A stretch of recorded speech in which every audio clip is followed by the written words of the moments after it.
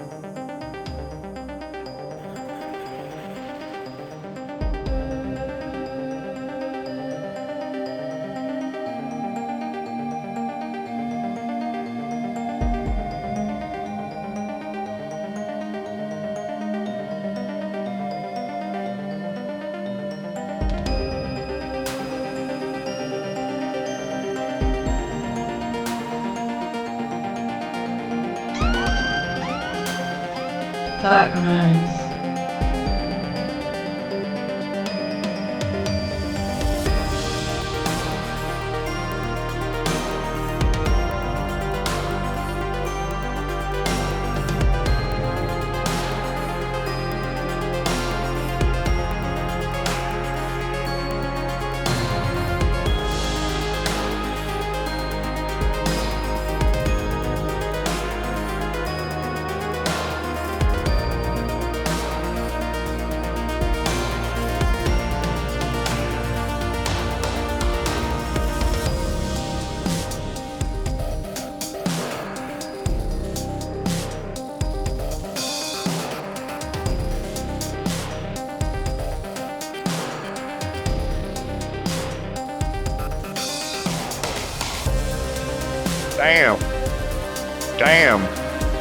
Damn, son, where'd you find this? Crimez.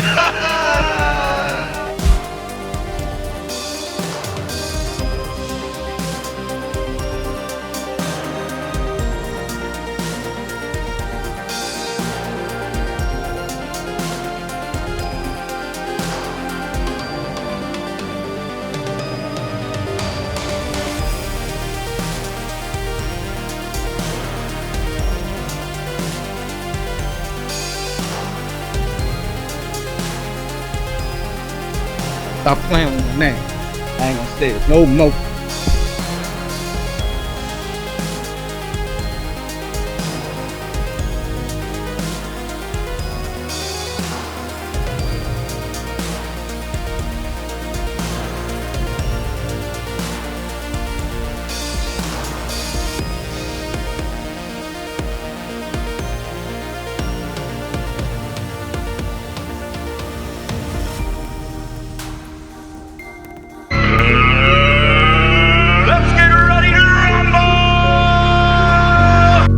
You shouldn't turn your back on me.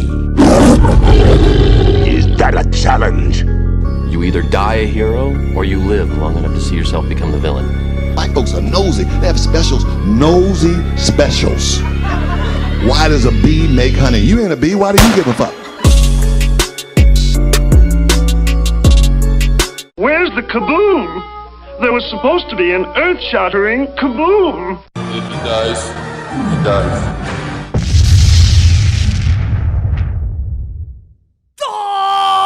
I don't fuck with no new hoes. I'm from Mexico. Fuck that really in the hat hole. Bitch, you going slow. I'm the new nigga out here. Straight from Mexico. I be knocking niggas out like I'm no. I don't fuck with no old hoes or no Volvos whatsoever to a fucking shelter. Dark crimes are some hating ass fofos. Had an old hoe and she ate my asshole, and I'ma still making cash hoe. Bitches on Instagram stunting like they no.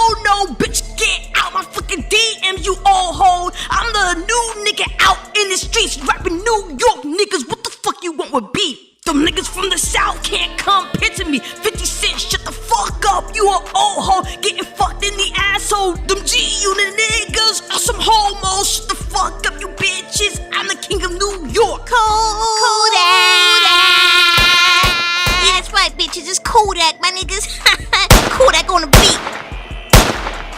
In New York with them corner niggas that be frontin' niggas, hopping pimples like an itchy nigga. You Philly nigga. Straight be hating on a southern nigga. Where the love, niggas? I'm a thug nigga. Y'all some bug niggas. In the projects with them roaches, niggas. Y'all look hopeless, niggas. I'm getting cash, cause I'm focused, niggas. We on some gunning nigga shit. Take the cash, then we split. Do the dab, making hits. It's young Kodak, bitches. Kodak. Yeah, that's right, bitches. It's Kodak, my niggas. Kodak on the beat. Outside the fucking prison, man. We don't do that prison shit now. I'm out here running these streets, niggas. I'm back. King of the South, niggas. Shout out to 6ix9ine, niggas.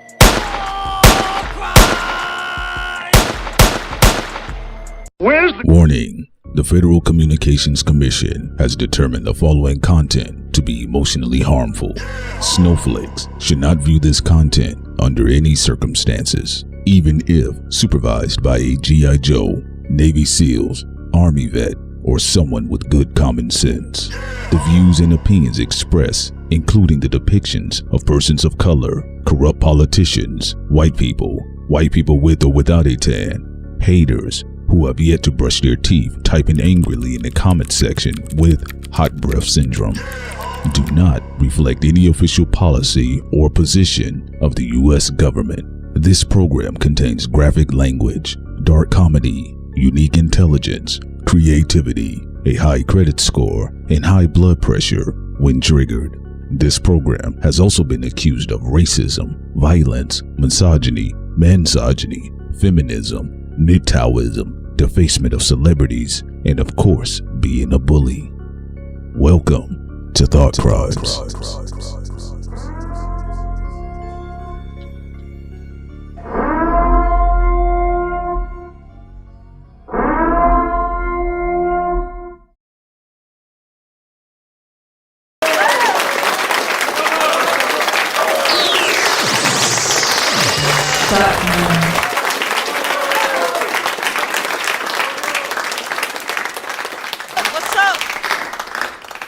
What's up, everyone? Welcome to Thought Crimes, everyone. This is your girl, Sincere, and I'm here with... Yo, what's up, everybody? This is your man, P. Solo, Prince Solomon in the building.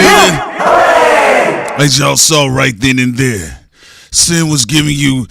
First of all, I gotta judge this battle. Sin was giving you better energy than CJ... What's his name? CJ Fly. Madam CJ Walker. Oh, don't do Walker like that. All right. It's giving you better energy, better bars. Voice control, crowd control. I don't know about this one. It's like Sin is walking that nigga down.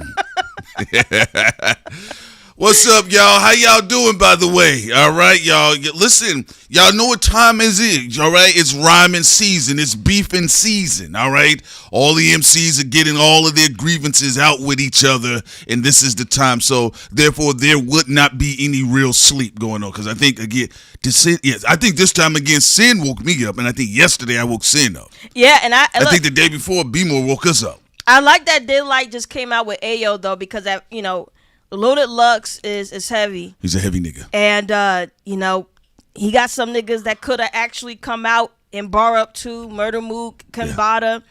For Daylyt to come out and says, okay, all right, you got my op. Yeah. You got Loaded Lux out there, hometown. All right. He said, I'm still going to drop a track.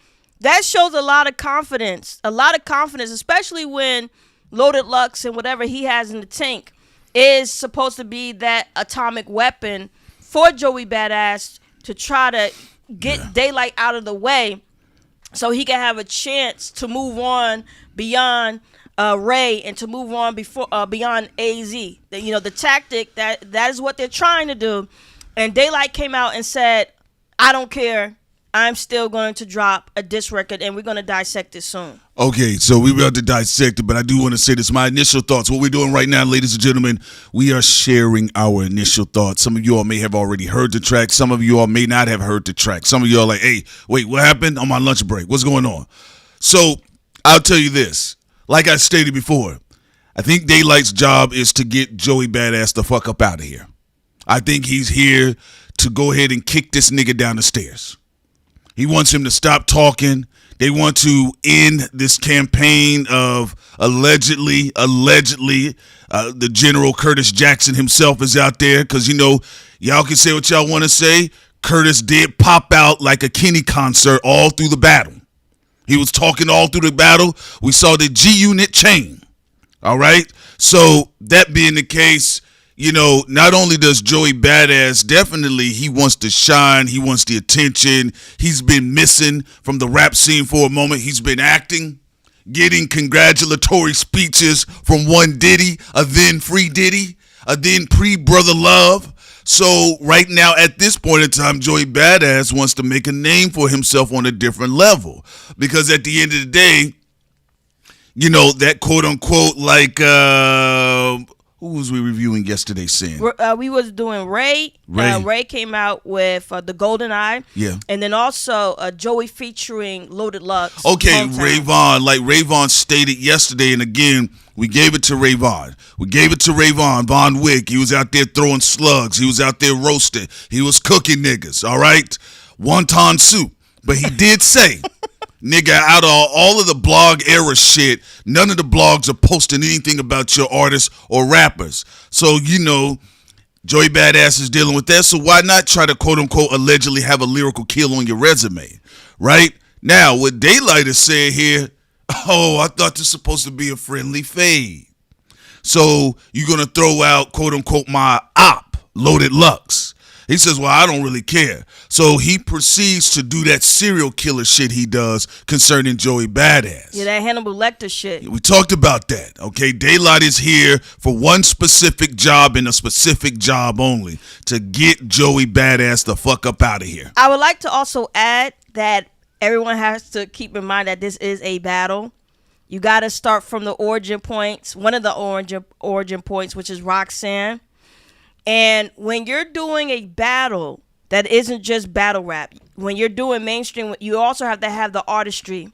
So some people say, who give a fuck about the beats? I disagree. The production got to be fire. The crowd cares. And for people who are saying, well, Ray is just throwing insults, you know, Joey Badass is rapping. Well, when you're doing diss tracks, it's not just about lyricism. Lyricism is important. Sometimes I got to tell y'all But that. you can also have a roasting, disrespectful session as well. How many times I gotta tell people that? Ladies and gentlemen? Go back to the great album of New York, one of the greatest albums to come out of New York concerning rap and hip hop, Get Rich or Die Trying. How lyrical was Back Down? It was better than anything Ja Rule was dropping at the time as far as a diss record.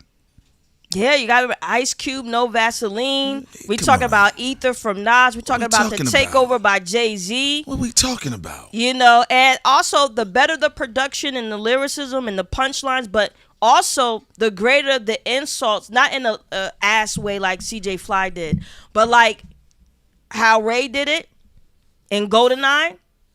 Yeah. That's what we're talking about, because Joey had some funny shit, don't get me wrong, on Hometown, but the production was great. My Town, sorry. Yeah.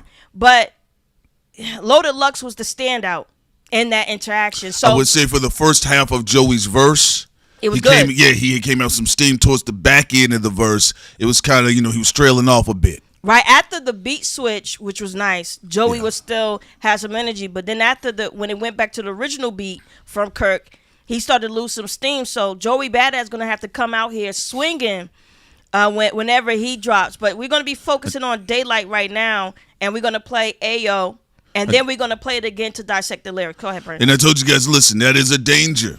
That is the real danger. How much shit do you have to say? Okay? And as we stated before, when you're dealing with the battle rappers now, that's a whole nother stratosphere. All right? The studio MCs, the guys that either don't write their writtens or their pre-writtens, or the guys that sit down in front of the yellow pad and they're writing, and they got the thesaurus there, they got the rhyming dictionary, they're Googling which word rhymes with this word in a different language. Those are different guys. But when you get into that battle rap scene, the URL niggas, the Smack niggas, the Lions Den niggas, the K, all of this other stuff, those are other stratosphere. So interestingly enough, I will say for the My Town, although I think it's a very well-written song, it's actually a dope song to just listen to, but it'll be interesting how much gas in Joey's tank does he have to keep pushing forward. It sounds like to me Daylyt does have a lot more to say, and of course Loaded Lux has been thrown in a battle as well. Now, the interesting thing before we play Ayo is that where Joey got to be careful with, it can't just be like people just keep doing flips on names and names on names, you know? After a while, people will be like, okay, it's getting generic. And what Ray got to be careful is he got to add some more things in the mix besides Diddy. And add a little bit more lyricism. So they both got things that got to watch out for to make sure it doesn't become stale, and also to make sure that they're giving it their best. Yeah, so and that's another thing too. Now Ray Vaughn got his shots off with the jokes and the Diddy jokes and the jokes and the Diddy jokes, right? But you don't want to be, you know, Kevin Hart at this point on the Netflix series recently, you know, on stage with the same jokes where people are going to be like, yo, it's the same movie every time. Now, again, this is Ray Vaughn's first public battle at this level. So, again, even though to the general public they feel like he's not battle tested, they don't know anything about him, that's precisely the point. It allows Ray Vaughn the opportunity to display any type of lyrical arsenal that he may have. Maybe the next tracks he might want to show he can rhyme better than niggas. Or he may have some more jokes. I don't know. Maybe he might even mimic the nigga. But nonetheless, though, you got to keep it fresh with every diss track, with every cut too, by the way, because that can happen as well, ladies and gentlemen. We're about to get into this Ayo joint by Daylyt. Daylyt came back outside on his Spawn serial killer shit. So let's see what's going on here. And just to let y'all know, we're going to play it all the way through. First listen. And then the second time we play it, we're going to break down the lyrics. All right, let's get it. Oh, look at the little New Yorkies. Ha! They wanna run it with the big dogs. Hey kids, man, go tell your son to sit down somewhere, man. Dogs. Hey yo, okay, I thought it was a fair fade.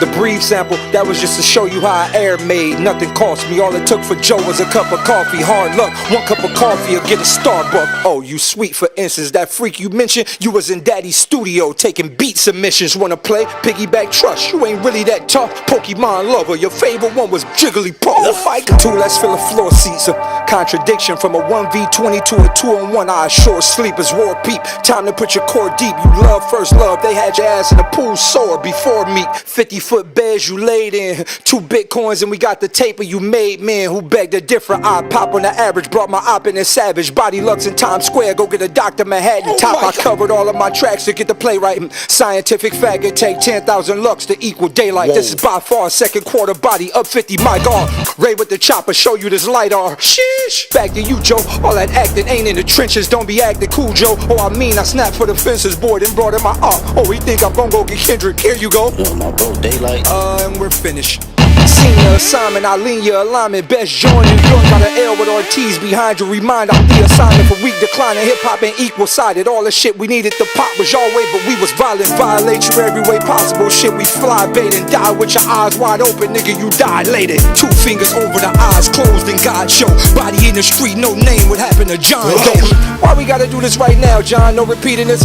Bodies look expensive on paper. Luxury reading this. The death route beyond what they call a god. I'm the best out. The future is your name. Just take the L, you get X'd out. The toughest play, Joey, I scuff your face, you a muffin cake. Sound up and down on you clowns, go in for luxuate. The concrete rubber rap scuffle without the rubber grip, the street tough. That's a double dish, Joe on your deluxe. Backed by popular demand, Watson the stand. You know good kid, Mad City covered, not that advanced. Flo Bronson in the nick of a time, there's no stopping. Heat out scoring on both of you niggas, it's Joe Johnson. I flow like the godson, the difference is the Fred got an extra D in the IE. I'm hoping y'all raw and focus, Joey, this about you and me. Them features whack, y'all killing me. The boy got blackballed, literally. Oh, I'm wild good. Let's take this little second to go talk about childhoods. 1999 to be exact, I was 14. 13 shells running from 12, 11 years is what they tell me. Attendants could never sell me. Had the 9 on me to make sure my mother ate. By 7-6 East Coast, we moved in another space. Joey Watts was live. The time I took L's and numbers, but still I survived. They thought your boy was out for the count, but I tell them stop at 5. Now look at you, my new foe. You, Joe. Now we headed to the 3rd, but that's where I grew up at. I ain't scared. Any second I'm the one, it's time to spank you gangsters. 50 said it best, all you know about the Grape Street gangsters. G'd up, My brother shot 2 ops in front of my mom as they spent back as I watched them leave us. Bullets skipped my head, I hit the floor with no feeling, the pain was slow. Saw the shooter clearly, oh I remember his name was Joe. With all this being said, it's time to make my city proud. Joe couldn't kill me then and can't kill me now. No weapon formed against me, God will prevent it. Told you I ain't all the way human, heaven cut my percentage. It's a tough member, life for me was a rough limbo. Different disability, oh, the doc diagnosed me with UP syndrome. You never heard of it, right? I was sworn in with pain. What it means is I'm a kid who was born with 2 brains, 50-50 vision, dyslexia, autism, got all that. Few things that's unknown, doc don't know what to call that. The special kid with special needs is no way as hell for a 38 special schizophrenic, sure with 12 of us. Mastered what they considered all my flaws, it was God. Now I'm unstoppable while I'm walking all in your yard. Why kick the door? I just ring the doorbell with a smile. Girl pregnant, open the door. Oh yeah, it's been a while. Is Joey here? Yes, he's in the back, come in. Soon as she turned around, split her in 2, I guess I love, homie. I told you I'm a monster, not a thug, homie. You find me on your staircase with your baby and her blood on me. Damn, son, where'd you find this? Thought Crimes.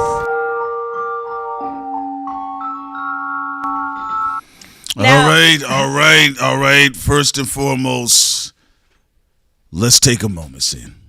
Let's take a moment. Because there are certain tracks and battles, it escalates the issue.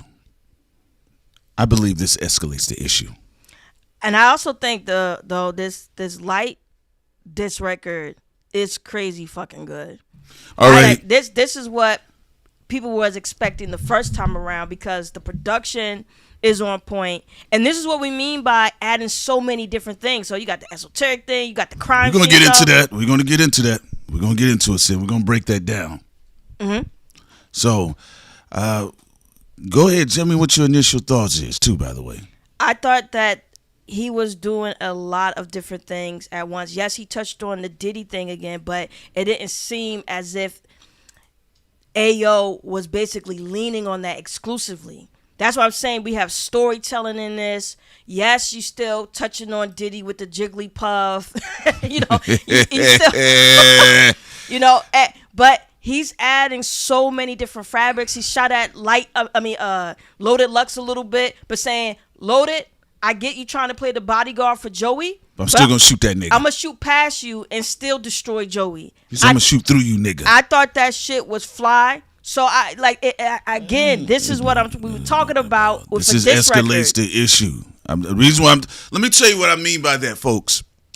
Right now, Joey Badass has been on his New York player shit. Yo, y'all keep talking about the gay stuff, bro. I'ma still, beat y'all ass in the booth. Vaughn, you just a little scrappy do nigga to me. At the same time, I'm gonna get at Daylyt. I'm gonna keep playing with your name. I'm gonna keep playing with your name because you told me to stop. I'm gonna keep playing with your name. Daylyt, I told y'all yesterday, I said that nigga is coming in on the MTG side of the game. This is MTG energy.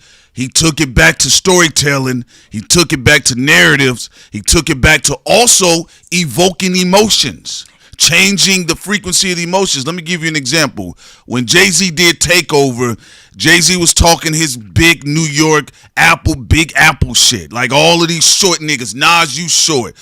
Rest in peace to Prodigy, but he's like, you Mobb Deep, you 2 short niggas. My money stack bigger than you. Nas, when he did Ether, it was a very emotional, transcending joint where he was taking people through different levels of emotion, rage, anger, betrayal. And then you saw that again.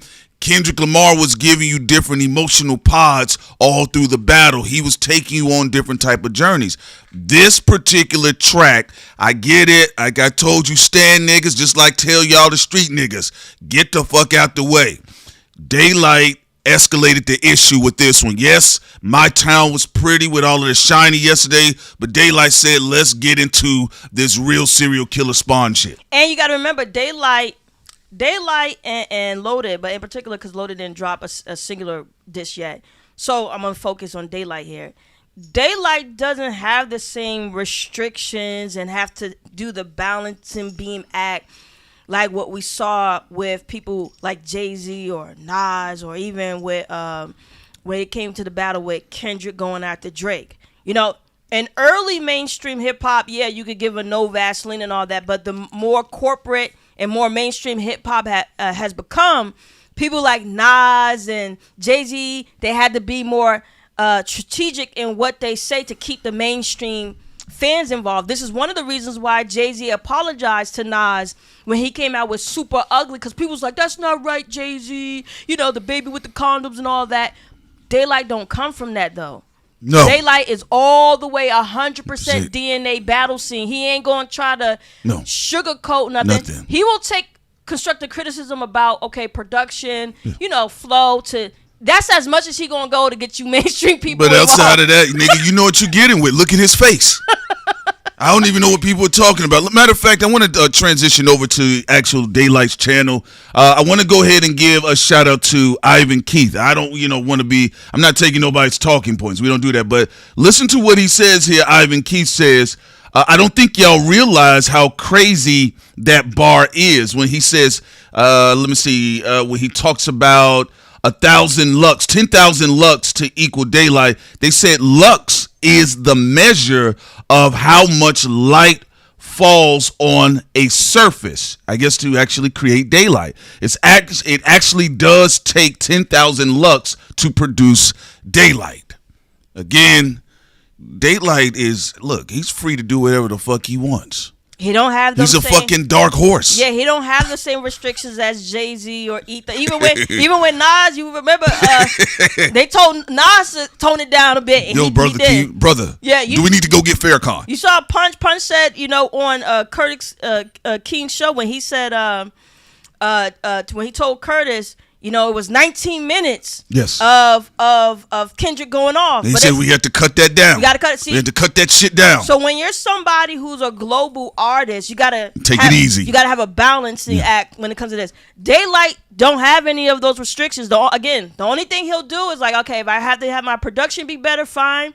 If I have to make my bars a little bit more clearer so people can understand what I'm saying, that's the only two things he's going to do. He's not going to give any type of fucking mercy on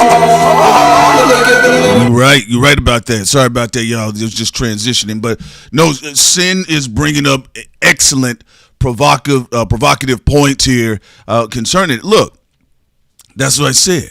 I was waiting. I says, which one of you niggas are going to take the other nigga to hell? And I told you guys, I suspect it's going to be Daylyt. I suspect the Spawn serial killer nigga is going to drag somebody into the fucking underworld. And this also proves that Daylyt isn't ducking from Loaded Lux. At first, I'm like, all right, Joey's kind of cocky. He's confident here that it seemed like Loaded Lux is going to punk or Daylyt out or make... He came... how many hours later? Was it 10 hours later? I think so. I don't know. We were asleep yesterday. Or today we was asleep this morning. Shit, did Daylyt even get any rest? Did he get to see Daylyt? Now, I'm going to say this too. I mean, we're going to run it back to break down some of these bars too, by the way, because there's some very interesting things he's saying. But one thing I said, streamline the flow of thought. Communication, streamline the flow of thought.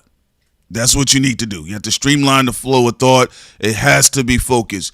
Whether people like it, love it or not, even when we bring up Hit 'Em Up or No Vaseline or Ether, it was the flow of thought was very streamlined. It was very focused. You have to do that for the general public. I think Daylyt was, his first go round. I thought he had some good jabs in there, but also the public was having too many complaints. Not only that, Joey Badass was just dealing with cleaner energy, because let's keep it real. Joey Badass first 2 times out, the public like, man, what is this? Right?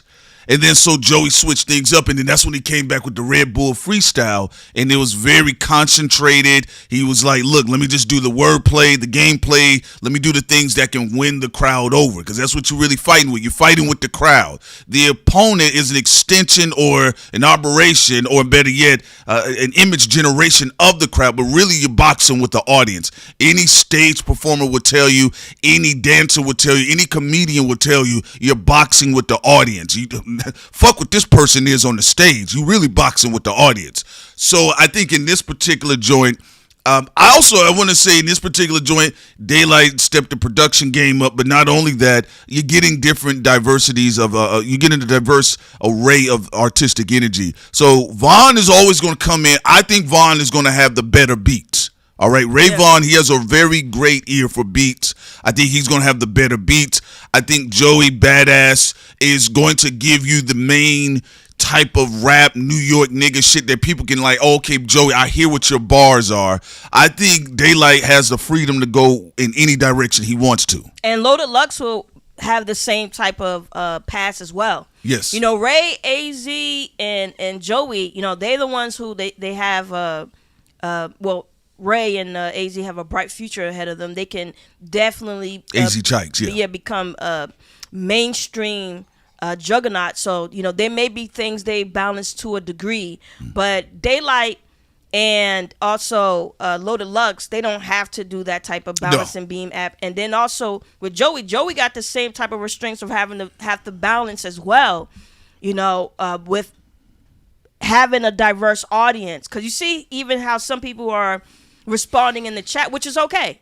You know, the people are saying, the ending is going too far. Again, battle rap. It's because of what we've gotten used to mainstream rap and battles where they're trying to keep those audience members engaged and in, which is something that Daylyt doesn't have to do. So he has a little bit more freedom on that end. Well, also, again, I want you guys to understand the uniqueness, no pun intended, but the uniqueness of this particular dynamic. Not all the time are you going to get sub-genre jumps in this manner where an underground or a battle rapper is going to be battling someone who strictly makes albums, who strictly sticks to songs, a, you know, quote-unquote normal studio rapper. But that is the risk of you going into Hades to battle spawn-face niggas. So that means Daylyt understands, hold up, wait a minute now. I have more freedom than you, nigga. Now, I got more freedom. Did you see that Brad Pitt 7 Kevin Spacey shit he pulled at the end? That is the danger, ladies and gentlemen, of a studio rapper, not saying studio gangster. I'm not saying that. That's not the equivalency. I'm talking about a studio rap nigga going to battle a battle rapper. Again, them niggas roam around in hell all day. They roam around in hell looking for shit on other demons. So that is what Joey Badass is dealing with. It's going to be very interesting. How is he going to counter this hellish, ghoulish energy that Daylyt moves with? I do believe, like saying we both agree here, I believe that's one of the reasons why you brought in one of the other heavenly demons, Loaded Lux, to try to offset that energy, because you know it's about to go there. When you are someone who makes classic albums and you're a crossover success, the darkest you could go in recent time is an anti-hero. That's what Kendrick Lamar did with Meet the Grams and all that, right? Which was fabulous. Daylyt, though, he could be a full-fledged villain. So he could be Kevin Spacey in 7. He can be Hannibal Lecter. Yes, he can. He can be, as he stated in the record, a monster, because he doesn't have to straddle that line that other artists have to do who are not battle MCs, or even if they have a battling past, they're known more for their artistry that crosses over again into different demographics and to different groups of people. Yeah, no, she's right about that. So I was wondering, when was Daylyt going to pull out the strangle wire, the chicken wire? Because it says, listen, I know people, they like, yo, bro, I ain't feeling the beat, I ain't feeling that. And then Daylyt, fuck all that shit. Let's go straight to hell again. Right, so you want to do it? Yeah. Let's break the lyrics down now. Let's see what we can catch. Yeah, we're gonna play it again. All right, ladies and gentlemen, let us go.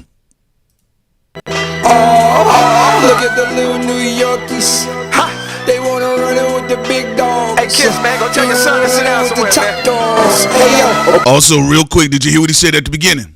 Hey, yo, Kiss, go tell your son to sit down. I heard Baby Kiss. His name is Peck. Baby Kiss. They said he released a little record himself. Yeah, he did. He had a record. He has the spirit of his father, but I think he has to practice more. because I think right now I don't think he's ready for this type of energy. And he seems like a great kid, actually. You know, he always got this little happy little pudgy face. He always looked like he's really enthusiastic. He do got a cookie head. And he has a cute little cookie head. He got a cookie head. And he always, it's the complete opposite of his father. He always seems very happy. So I actually like him, but I just don't think he's ready. But I get it. To get into this type of deep water. That's the type of son you want, though. You said something about my pops. I'm coming outside. I don't care if I do get beat up. So shouts out to Baby Kiss. All right, but let's get back into it.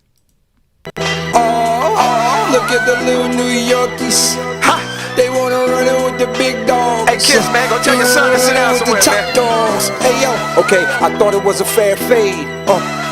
The breathe sample, that was just to show you how I air made. Nothing cost me, all it took for Joe was a cup of coffee. Hard luck, 1 cup of coffee or get a Starbucks. Oh, you sweet, for instance, that freak you mentioned, you was in Daddy's studio taking beat submissions. Wanna play piggyback trust? You ain't really that tough. Pokemon lover.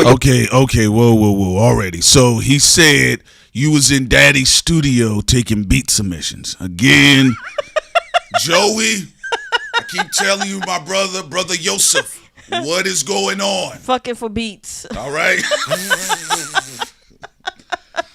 What is going on? So it's again, Daylyt is activating what he knows best. And I always tell people, you stay in your lane and you weaponize what works for you, you can always shine. I think to some degree, maybe on the first go around, maybe Daylyt might have been trying to play a little bit of Joey's game, but he went back to what he knows best. All right, let's go. 1 cup of coffee or get a Starbucks. Oh, you sweet, for instance, that freak you mentioned, you was in Daddy's studio taking beat submissions. Wanna play piggyback trust? You ain't really that tough. Pokemon lover, your favorite one was jiggly-PUFF. Like 2, let's fill the floor seats. A contradiction from a 1v20 to a 2-on-1. I assure sleepers war beat. Time. All right, he said, look, you turned it from a 1v20 to a 2-on-1.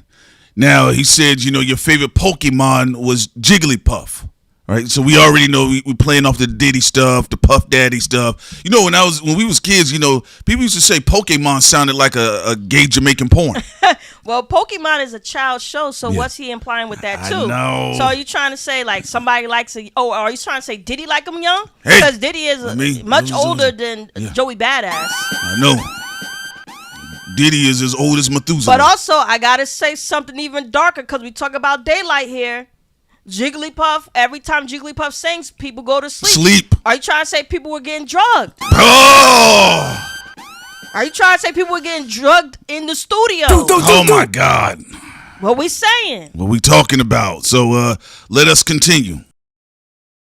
Put your core deep, you love first love. They had your ass in the pool sore before me. 50-foot beige. Okay, they had your ass in the pool sore before Meek. I love when Meek catch strays, though. I ain't gonna lie. Meek, what did you do? Damn, Meek Mill getting strays. Man, what did you do? They had your ass in the pool before me. So he's saying you a old hoe. You the old bitch. Meek call in. Meek Mill call in. Jiggly-PUFF, who getting put to sleep. Man, let's go. Submissions, wanna play piggyback trust? You ain't really that tough. Pokemon lover, your favorite one was Jiggly-PUFF. Like 2, let's fill the floor seats. A contradiction from a 1v20 to a 2-on-1. I assure sleepers. Wait, hold on. Are y'all saying Joey just dropped? He did, but let's finish this out. All right, we're going to finish this out, and then we'll go to JoJo. And then we're going to go to Joey. I'm gonna put your core deep, love first love. They had your ass in the pool sore before me. 50-foot beds you laid in. 2 Bitcoins and we got the taper you made, man. Who begged the different? All right, there we go with the Bitcoin talk. The made man. We heard about the Bitcoin talk on Whacked Out Miro. All right, now it's 2 Bitcoins, and we got the tape. They got 2 Bitcoins for Joey Badass. More than Kendrick? Damn. How deep is the hate? And also, don't worry, everybody. We'll be adding in Joey after we dissect this. Yeah, I know y'all it's gonna be a bunch of people. Yo, man, Joey dropped. Oh, don't worry. We're gonna be adding We're gonna be over there too. Coins and we got the table. You made men who begged to differ. I pop on the average, brought my op in a savage. Body Lux in Times Square, go get a Dr. Manhattan. Top, I covered all of my tracks to get the play right. Scientific fact, it take 10,000 lux to equal daylight. This is by far second quarter body up 50. My God, Ray with the chopper, show you this lidar. Sheesh. Back to you, Joe. All that acting ain't in the trenches. Don't be acting cool, Joe. Oh, I mean, I snapped for the fences, boy, then brought in my op. Oh, he think I'm gonna go get Kendrick. Here you go. Yo, my bro, Daylyt. And we're finished. I thought that was funny. I thought that was funny. He said you got Lux for my op, and you feel that Kendrick's your op. So let me go get Kendrick for a moment. And then he said, my brother Daylyt. Brought in my op. Oh, he think I'm gonna go get Kendrick. Here you go. Yo, my bro, Daylyt. And we're finished.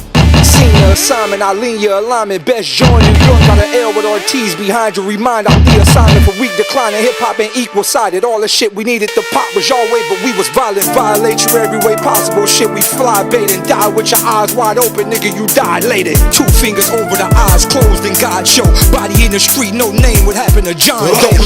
Why we gotta do this right now, John? No repeating this.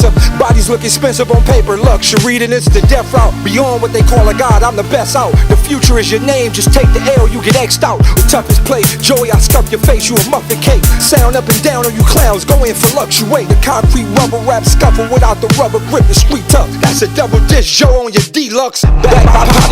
All right, so now you know there's rumors about there's supposed to be a GNX double disc joint. You know, and I believe, shouts out to Madman 90. I believe that year two cars came out at the same time. There was the GNX and I believe the Turbo T. But shouts out to Madman 90 for that one on that. So it sounds like he might be alluding to you might catch a few strays on a double disc as well. So these are some entendres he's playing with. All right. So let's go. We're gonna go on with this one.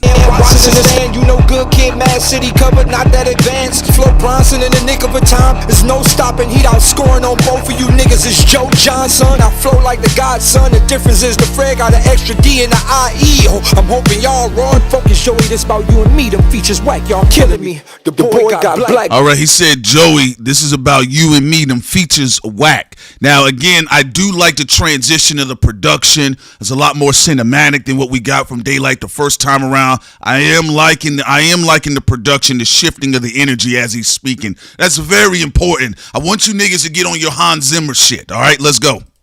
On both of you niggas is Joe Johnson. I flow like the godson. The difference is the Fred got an extra D in the IE. Oh, I'm hoping y'all raw and focus, Joey. This about you and me. Them features whack, y'all killing me. The boy got blackballed, literally. Oh, I'm wild good. Let's take this little second to go talk about childhoods. 1999 to be exact, I was 14. 13 shells running from 12, 11 years is what they tell me. Attendants could never sell me. Had the 9 on me to make sure my mother ate. By 7-6 East Coast, we moved in another space. Joey Watts was live. The time I took L's and numbers, but still I survived. They thought your boy was out for the count, but I tell them stop at 5. Now look at you, my new foe. You Joe, now we headed to the 3rd, but that's where I grew up at. I ain't scared. Any second I'm the one. It's time to spank you gangsters. 50 said it best. All you know about the Grape Street gangsters. G'd up.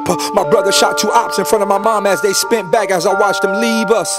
Bullets skipped my head. I hit the floor with no feeling. The pain was slow. Saw the shooter clearly. Oh, I remember his name was Joe. With all this being said, it's time to make my city proud. Joe couldn't kill me then and can't kill me now. No weapon formed against me, God will prevent it. Told you I ain't all the way human. Heaven cut my percentage. It's a tough member. Life for me was a rough limbo. Different disability. Oh, the doc diagnosed me with UP syndrome. You never heard of it, right? I was sworn in with pain. What it means is I'm a kid who was born with 2 brains. 50-50 vision, dyslexia, autism, got all that. Few things that's unknown. Doc don't know what to call that. The special kid with special needs is no way as hell for a 38 special schizophrenic. Sure with 12 of us. Mastered what they considered all my flaws. It was God. Now I'm unstoppable while I'm walking all in your yard. Why kick the door? I just ring the doorbell with a smile. Girl pregnant, open the door. Oh yeah, it's been a while. Is Joey here? Yes, he's in the back. Come in. Soon as she turned around, split her in 2. I guess I love, homie. I told you I'm a monster, not a thug, homie. You find me on your staircase with your baby and her blood on me.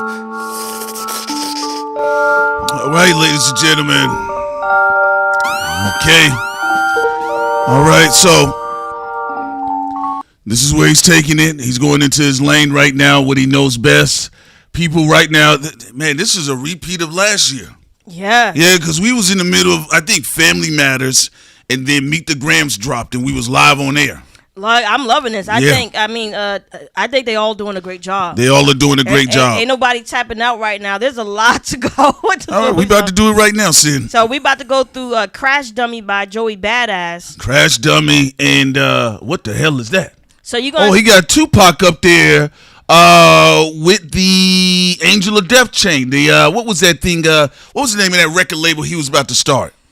What was it? Machiavelli? What was it? Y'all know what it is. No, not Illuminati. What was the name of the chain? Where the Pac fans in the hardcore Pac stands in the chat? Hardcore Tupac fans stand up. The chain that he got on his neck right now. What was the name of that shit again? All right, so this one is called, well, I'm sorry, Say Love, before I transition so fast, what are your concluding thoughts on the record right now?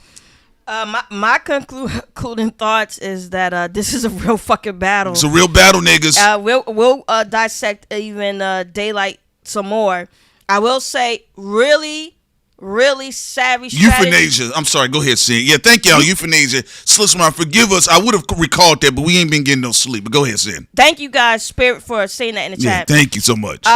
This is extremely smart on Joey's behalf to jump in like this, because now everybody going to have to dissect his diss record. Now, before we listen to it, it has to be good, though.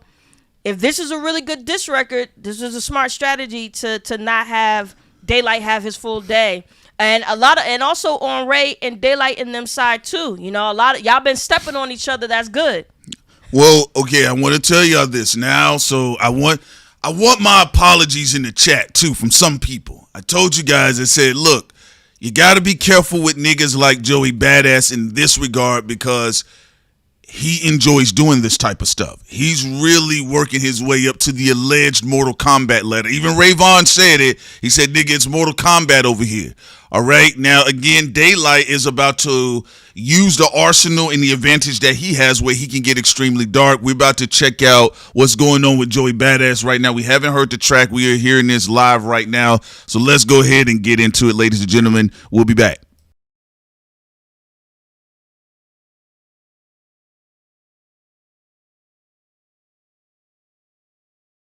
Man, hold on real quick. Do we have to download it? No.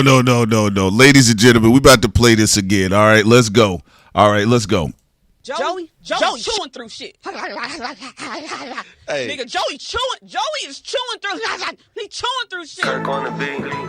You believe in God, believe in TDE, nigga.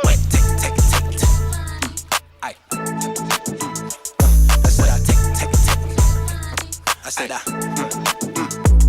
it's about time, nigga. Goddamn, almost got sick of waiting like a bad doctor, nigga. I ain't got a lot of patience. Y'all niggas back on the clock, and anything past 24 hours is a shot clock violation. What's the current situation? Niggas just clickbait. How predictable? This the angle I was anticipating, and thank you for making it clear to me that die scared, but yeah, I was at the party, but I also seen top tier. In fact, we were talking about the same very plot here. Y'all niggas going outside, cause I'm the one on top tier. He said, hey Joey, I got this artist named Vaughn. I'd appreciate if you would really help me put him on. I said, okay, top, but you know it's gon' cost you. You know I really want the one who elevated your roster. I'm on these niggas head top, rise to the top like dreadlocks. Joey got the whole rap game in a headlock. I'm letting off headshots. I seen this whole shit from afar, the way I read that. Niggas can't walk on these shoes, dog, they dead stock. Lately been enjoying the perks, but I don't mid-pop. I pop out and show niggas how they hold niggas simultaneously, aiming at least 4 niggas. How many more niggas is it really gon' take to drop him? They need 101 Dalmatians just to spot him and got him. My lyrical Drake making them beatbox. I won't hesitate, bet these niggas still won't drop like detox. Matter of fact, I think they forgot the last time I destroyed an average rapper who tried to take a cheap shot. Now they reminiscing over you like P-Rock. I ride through the city in that GL smooth and Maybach. So you know I came to do what it do. Is we rapping or we yapping, nigga, jokes on you. Hey, scare money, don't make no money. I could never go broke, still take your money. I ain't laughing at you niggas, but ain't shit fun. You ain't a crash out, nigga, you a crash dummy. Hey, scare money, don't make no money. I could never go broke, still take your money. I ain't laughing at you niggas, but ain't shit fun. You ain't a crash out, nigga, you a crash dummy. Hey, anywho, ask myself what would Kenny do?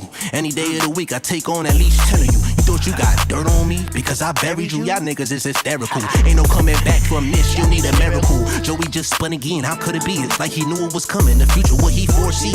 Have you ever thought TDE was working for me? How the fuck am I your OG? You older than me. This ain't a fair fight, it's a fucking slaughter. Why you keep bringing up pregnant women? Don't you got a daughter? You really need to get your affairs in order. Last time I checked, your label execs was in hot water. The Diddy house single is terrible. You making it way too easy for me. We ain't comparable. When I'm done with you, top on let you drop like caribou. Guaranteed, this the last time we ever hear from you. Scared money, don't make no money. I could never go broke, still take your money. I'm laughing at you niggas, but ain't shit fun. You ain't a crash out, nigga, you a crash dummy.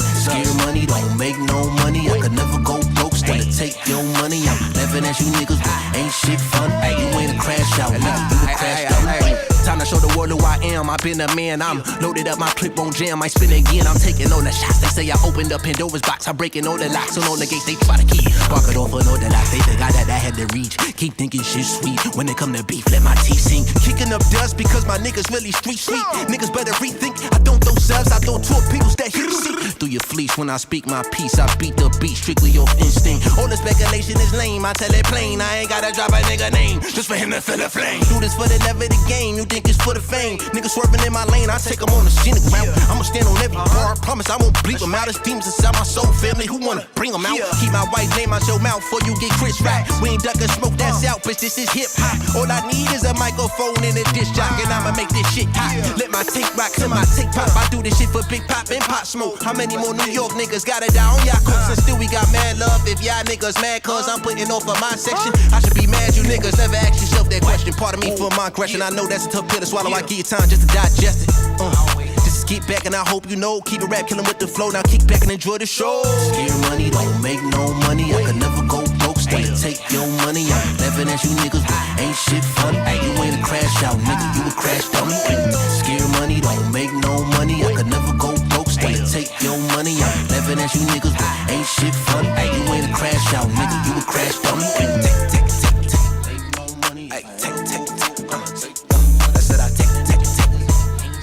I said I wait. You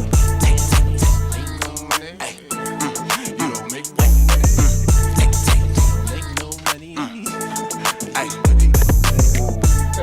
yeah. Y'all niggas know what time it is, man. Come to TD East, nigga.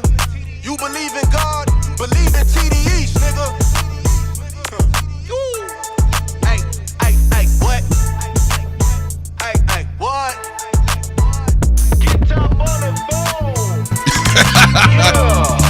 All right, ladies and gentlemen. All right. Yeah. Damn, son, where'd you find this? All right, we are gathered here today to say goodbye to a good dog. Gone way too soon. Yup, bark on. In the loving memory we pray. Rest in peace, my dog. All right, okay. You know what stood out off rip for me with this? Joey chewing. And we gonna Gina. Everybody Gina getting a lot of drops right now. Gina's the MVP right now.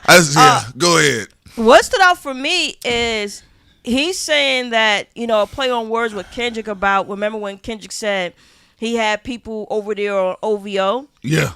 Joey Badass says, how y'all not know that he got people over there on TDE? I know saying. Which I'm going to say, because Ab-Soul was standing next to Joey Badass. Well, we've been hearing Ab-Soul. We've been hearing Blind Fury. He's been showing up a lot. There's a lot of people having conversations about Ab. Again, Sid and I, we left it alone, but and we still leave it alone, but we're just asking. We have to break down the lyrics. Who is Joey Badass talking about? That's on his side on TDE. Y'all can't put it on Reason because he ain't there. And then also, again, this could go either way because Ab-Soul could come out and come into the battle and then smoke on a Joey pack and said, no, it's still TDE.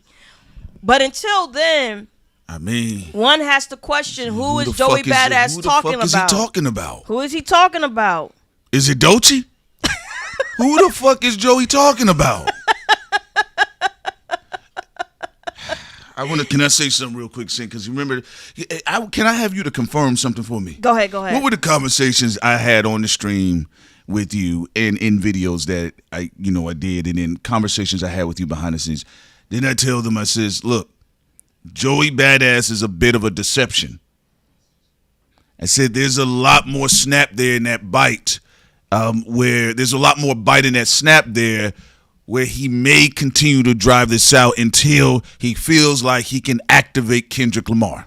Yeah, because now you saw what Garcia said. Garcia saying Top playing both sides. Like, why he keep mentioning Top? Why he keep acting like he got something inside TDE, like he has some say-so? What the fuck is going on? I mean, listen, I know what some of y'all are saying, and we get it. Again, it's a battle. We get it. People got their picks. Sid and I, we're going to continue to walk these conversations down. People say reason working for Pro Era. Listen, could be shouties, players, Joes in the chat, homeboys, the homies, where the fuck you niggas are from. All you Lost Tribe niggas, like Pac said. Listen, if Kendrick Lamar was in a cipher, let's say it's not even Red Bull, let's say it's Monster, it's some rock star shit, right? And if he was in a cipher, ladies and gentlemen, and he was freestyling next to 21 Savage, and he said on the record, I got people in your camp that work for me. If he told Drake, I got people in OVO that work for me, or I got niggas close to you that work for me, what would you guys say? People are having a conversation online. Again, I don't know what's going on. All I know, this nigga Joey Badass, I did say I don't think he's going to be going in that easy. And he said trust in TDE East. Why does he keep saying that shit? Like if this, first of all, I would say this: if there's no TD East, if there's no TD East going on, then this is corny. Yeah, then he's caca. Then it's like it's this caca. is boring. But if this actually some truth to something, like what the fuck is going on? Is anybody backdooring Kendrick? Is there something going on with TDE extending their sites to the East Coast? I don't know what the hell is going on. Some of y'all are saying he reaching. Hey, listen, look, we all for it. He could be Mr. Fantastic. He could be Stretch Armstrong. But what I will say, Stretch Armstrong. The turnaround is getting closer and closer. Before it was down to 12 hours, 10 hours. Now niggas are turning around on each other in a couple of hours. Yeah, like people saying Top is the mole, you know. We're going to play this record again. I don't really think it's about the TD East thing per se. But what I do believe somebody is running their mouth. Somebody is running their mouth. Where's the Illuminati button? Somebody is running their fucking mouth. All right? Somebody is running their fucking mouth. All right? It's time to call it for what it is, ladies and gentlemen. Somebody's running their mouth. And did you hear what he said? Remember what we talked about, where you can own the deficit. So people, what they've been saying, you guys know, for us, you know, we talked about 50 Cent was in the room. And then listen to what he said on the record. He said 50 Cent, yeah, Dot scared. This is what Joey just said. Let's play this from the beginning, and we're going to dissect deep, line from line. But it ain't deep enough. Something is going on here. Like somebody is talking behind the scenes now. B Martini says TDE and Pro Era are working together. He feels it may be promotion. It could be promotion. It could be for all sides. It could be a wrestling match, and that would be very beautiful in hip hop. But also, somebody's running their mouth. Yeah, somebody is running their mouth. Again, this could all just be promo at the end of the day. There's so many possibilities of what this is really about. Do I necessarily believe it's Top Dog per se? I don't think so. But somebody clearly, look, it's not just 50 Cent that's put the battery in Joey's back. No Diddy. You could do it, put your back into it. Yeah, and they fuck around. Gina View's gonna be featured on every fucking record. Gina, you might as well get on the mic and rap too. Yeah, you need to start talking about some residuals, nigga. But go ahead. What were you about to say? Let's play this from the beginning. All right, and let's see if we can break this down. Right. All right. So let's go ahead. We're gonna run this back. Rewind. Through shit. Hey. Nigga, Joey is chewing through shit. Kirk on the beat. You believe in God, believe in TDE, nigga.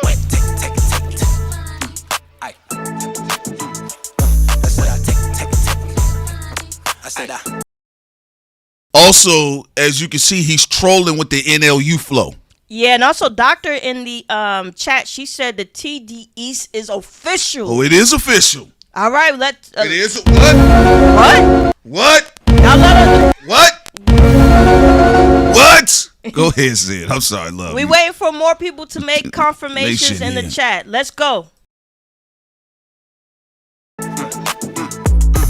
About time, nigga. Goddamn, almost got sick of waiting like a bad doctor, nigga. I ain't got a lot of patience. Y'all niggas back on the clock, and anything past 24 hours is a shot clock violation. What's the current situation? Niggas just clickbaiting. How predictable? This the angle I was anticipating. And thank you for making it clear to me that dot scared, but yeah, I was at the party, but I also seen top here. Oh, so he said 50 made it clear to me that yeah, Dot scared, but he said, but guess what? I also seen Top there. Yeah, so he's trying to say like 50 Cent and Top Dog are making a deal together? What the fuck is going on? Is Joey fucking around? Is this nigga lying? Is somebody backdoing Kendrick Lamar? And also, I gotta say this shit too. Yo, what you doing? This is some crazy shit. Hold on, I'm standing up right now. Sid is up there now. Now y'all got her freestyling. I'm standing up right now because there's so many conspiracies going around. I don't know what the fuck is true and what is false. What the hell is going on here? What the fuck is going on? Hey! Basically, Joey's confirming, 50 Cent sent me, but guess what? Top was there. 50 and Top Dog together. What the fuck is going on? I just disconnected my headsets. No, I got it. No, keep going. Sit back down, keep black going. woman. I still got to stand up right now. All right, ladies and gentlemen. All right, we could go ahead. And he's a little bit of biting off of the little Drake thing, but doing it better because he said, well, I know this was going to be the angle. Remember, Drake did that with the Heart Part 6 and failed miserably. There ain't no Heart Part 6 in this shit. No, I know. Yeah, but I did say, look, Joe, I know people's getting mad at us, but I kept telling you niggas, I says Joey is a tough piece of steak to chew on. I know niggas ain't seen him. I respect, like we said, Daylyt's going to have to take it to hell, and that's where he's going to be taking it. But I told y'all, Daylyt's job is to terminate Joey because for whatever reason, all right, Joey got a battery in his back, folks. I don't know what the fuck is going on, but this nigga, look how he turned around, and look how he's been encouraged to turn all the way up. Yeah. We need to know why. I'm gonna be honest. This is turning into a mystery game. I'm sorry. This is some. This is some crazy shit because what he's implying is Dark Kenny. Y'all gonna have to get to work on the investigations. Dark Kenny read it. Y'all gonna have to break this shit down because what Joey is insinuating or straight out fucking saying is that something's going on. Top Dog is cool with 50. Well, I mean, they are cool with 50, but more than regular cool. Yeah, like there may be some politic and business or some shit going on behind the scenes. It could be, but it could be bullshit. But there is something going on. Why is this nigga? Because he's not rapping like he's scared that like unfortunate Isaiah Rashad situation happened. He's not rapping like, oh, let me get ahead of a scandal. He rapping like, I'm encouraged. I know that there's some other shit that's about to go down. Before we play the Illuminati button, because I have a conspiracy. Sinspiracy. Right. All right, let's go. I did find it weird when Prince and I broke the story 4 months ago on 50 being behind Drake and then eventually being behind Joey Badass. I did find it interesting that some people in the chat was saying, nah, 50 cool. 50 and Top have been talking, been hanging out, been doing business, whatever. People told us to shut the fuck up. And they was like, shut the fuck up, Thought Crimes. Reaching ass, goofy ass niggas. 50 Cent ain't up to nothing. And y'all niggas just reaching. I find all of this suspicious now. Y'all may be right in the chat. I want y'all to understand, Think Tank. We just kicking some. This is what Sid and I do anyway. We investigate, we do research, we kick theories around, we brainstorm. Then some industry snitches reach out to us, right? But you guys may be right in the Think Tank. Who was trying This could be Sesame Street. This could all be cap. It could be, but who was trying to railroad thought crimes 4 months ago? When we talked about the 50 Cent shit. We left shit alone, and we don't get into it. We not cry fucking babies. There were niggas behind the scenes trying to railroad us and play with our name behind the scenes. So we said, whatever, move the fuck on, right? But here we are today. 50 Cent is still in the room. Let's continue. All right, so again, let's run this back and see what this nigga's saying, though. All right. Violation of a current situation, niggas just clickbait. How predictable, this the angle I was anticipating. And thank you for making it clear to me that I scared, but yeah, I was at the party, but I also seen top tier. In fact, we were talking about the same very plot here. Y'all niggas going outside, cause I'm the one on top tier. He said, hey Joey, I got this artist named Vaughn. I'd appreciate if you would really help me put him on. I said, okay, top, but you know. Is that conversation true or not? Because he could be fucking around with a rhyme scheme. He could be just doing some bullshit, but you know, and it could go either way. Like, you know, some niggas may say, bro, why would Top go to Joey to promote Ray? Right? So that could be a counter argument. It could be Joey fucking around, but there is something, we gotta stop with the bullshit. There is something going on where Joey keeps coming back outside, and it don't feel like he's trying to get ahead of a tape dropping on him. We got two conspiracies here. Right. One Prinspiracy and a Sinspiracy. One conspiracy is Joey Badass is a booty bandit. Yeah. Joey Badass is a jiggly-PUFF baby getting drilled out by Tootsie Rolls. Yeah. That's one conspiracy. Then Joey's conspiracy is me and Top set all this up.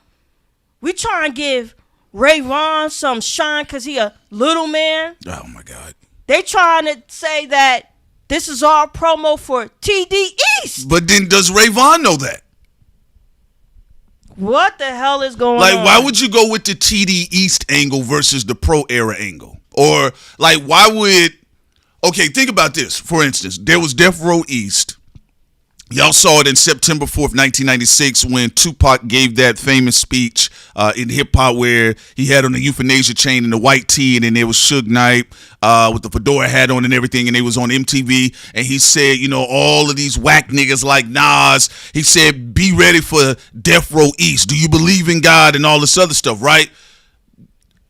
Tupac, Suge, they said they was already having conversations with Eric B. Y'all know Eric B. and Rakim, the legendary duo that they are. There was some niggas that weren't fucking with that, but then Nas confirmed on Death Row East that he saw some of his niggas wearing Death Row chains. So there was some niggas was like, bro, we ain't really eating over here like that with some of these East Coast niggas, you know, and if the West Coast niggas want to throw some monies around in the club like it's Magic City, then fuck it, I'll put on the chain. Well, so are they saying that there really is a transaction? Because I've seen some people online that said that LLC isn't cap. Also, I want y'all, one, if you believe the Joey Badass conspiracy. Two, if you think he's all cap. Yes. Y'all let us know in the chat. Give us a 1 if you think he's telling the truth. Give us a number 2 if you think this nigga capping and trying to create his own counter conspiracy to him being a booty bandit. Now, trust in the TC Republic, all right, / democracy. Wherever you niggas vote, we're going to steal the election, all right? Let's set this up one more time. We're going to run this back. This turnaround time is crazy. He said, hey Joey, I got this artist named Vaughn. I'd appreciate if you would really help me put him on. I said, okay, Top, but you know it's gonna cost you. You know I really want the one who elevated your roster. I'm on these niggas' head top, rise to the top like He said, okay, Top, you know it's really gonna cost you.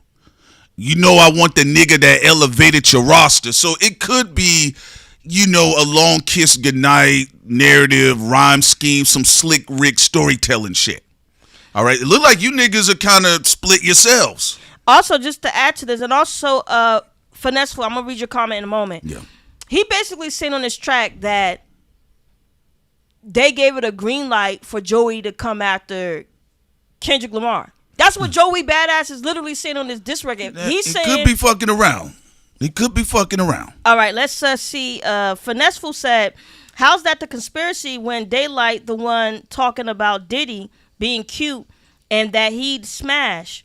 Also, Ray, the person mentioning Diddy so much, he rhymed Diddy with Diddy. Okay, so that's just Finesse was saying his opinion about the diss record. Look, it could be fucking around, but listen, if it's not the top dog, and look, again, I'm pausing on that situation. No Cameron and Mace. I'm pausing on that situation, but Sin and I do believe somebody is running their mouth somewhere. And I know niggas, I know how people feel, but somebody is running their mouth somewhere. Now, shouts out to Mickey Facts. He kind of felt like with Daylyt responding, he felt Ab-Soul should have caught a stray. Now, again, there's two possibilities here. Yes. One possibility is, let's say, the 100% happy family. Yes, one, it is. Right? All right. Where top 50, they all working together behind the scenes. This is just for some hip hop shit. This is to get also new artists to be seen more. This is no big deal. Kendrick knows about it too. Ab knows about it. This is why he did the Red Bull thing. That's It seemed like friendly fades. Yeah, that's the friendly fade. You know, we're happy and we're brothers. Give me a high five. Right, it could be that. Right, that could very well be a possibility, and everybody who's in all these fan bases need to relax and just enjoy the show. But the other possibility is that certain people could be getting undercutted, and certain people don't know what's going on behind the scenes. So we'll see. Now I want y'all to be clear. I want y'all to understand something. The West Coast has an interwoven tapestry. Even if there's any sort of beef going on publicly, a lot of times, unless it's them fucking Rico ass podcasts, that's the first time I've seen it. A lot of times with the West Coast niggas, a lot of their beefs are they're internal. So a lot of times they're not going to really broadcast it like New York niggas do. You know, New York was built on the boroughs fighting each other, the dirty Irish fighting the dirty Italians. It's built on boroughs and neighborhoods really fighting each other and being champions of their city. So, again, I want to be clear. Joey Badass could be acting his ass off again here. It could be all bullshit. But it could be One Nation, because what he does to y'all, some of y'all point in the chat, y'all saying, look, Tupac keeps being brought up. Maybe all of this is just for fun. This is just our promo. Oh, shit. And it is to just unify the East and West and everybody in between. And that would be a good, beautiful thing. And if that is true, I hope that's true. Yeah, that would be cool. Yeah, don't nobody want no dusty shit. You know, niggas don't need to be getting killed at 40. Right. All right. Also, on this single art here, Tupac has TD East. So this particular photo here was when Tupac said Death Row East, but somebody used Photoshop here and they put in TD East. Do y'all see that? All right. So, you know, listen, look, there's some people online that was saying that's, you know, the LLC thing is real, but then I saw Punch say slow down kid online. So again, we'll figure out what's going on. We're going to run this back and continue to break down some of these lyrics. I really want the one who elevated your offer. I'm on these niggas head top, rise to the top like dreadlocks. So we got the whole rap game in the headlock. I'm letting off headshots. I seen this whole shit from afar, the way I read that. Niggas can't walk on these shoes, dog, they dead stock. Lately been enjoying the perks, but I don't mid pop. I pop out and show niggas how they hold niggas. Look, let me tell you something. He's mimicking Kendrick on NLU. He said how I red dot. He said I want the nigga that elevated your roster. I'm on his head top. He's mocking Kendrick. He's mocking Kendrick. He's mocking Kendrick. It is what it is. It's mocking Kendrick now. Kendrick Lamar is with PG Lang right now, though. That's what I said. This is a very interesting angle. You know, I would love to see, you know, y'all can reach out to us on thoughtcrimes1984@gmail.com. Y'all can definitely hit us up on Twitter. You know, we would love to investigate to see what the hell is going on. Again, I'm not going to be out here making no aspersions. We're not going to make no sort of dictation, because when Sen and I was doing our research and we came to the conclusion concerning 50 Cent, that took a moment, just like we did with the Peekaboo Silent Hill theory. So we don't really just jump out there and just say this is the truth. But it is interesting the angles that Joey Badass is running with and him turning around this time the way he does. Also, King J says TC West Coast ain't playing like that. They're playing for keeps. But go ahead, Sam. Yeah, and I just want to add to this. We're breaking down the lyrics. Yeah, that's what we're doing right now. I don't want nobody coming over here saying anything about being pushed. We're breaking down what Joey is saying. Just like when people was coming in saying, y'all being West Coast biased. This is what Daylyt is saying. Daylyt is saying that Joey Badass is a honeycomb, bent over, a prostitute over there sucking the Tootsie Roll, doing the Tootsie Roll, over there with Puffy, Diddy, Sean Combs, Brother Love. And what Joey's saying, which we're going to continue to dissect on here, Joey Badass is saying, this is all a game. This is all this is already been, a deal has already been made. They said TD East is real. So Joey Badass is saying Top Dog and 50 Cent has already made a deal, but the agreement of the contract is that Joey gets to go after Kendrick Lamar. That is what he's saying. So listen, again, I can't confirm that if that shit is true because I wasn't in the rooms with them niggas. Also, I'm not going in the room with Diddy. I'm not going in no room with Diddy either. It's gonna be a fist fight. The bodyguards are just gonna have to jump me because I'm getting a couple shots off on that nigga. But also, just to be clear, like I tell you guys, listen, stands, please, because y'all gotta understand, standum is an inner demon.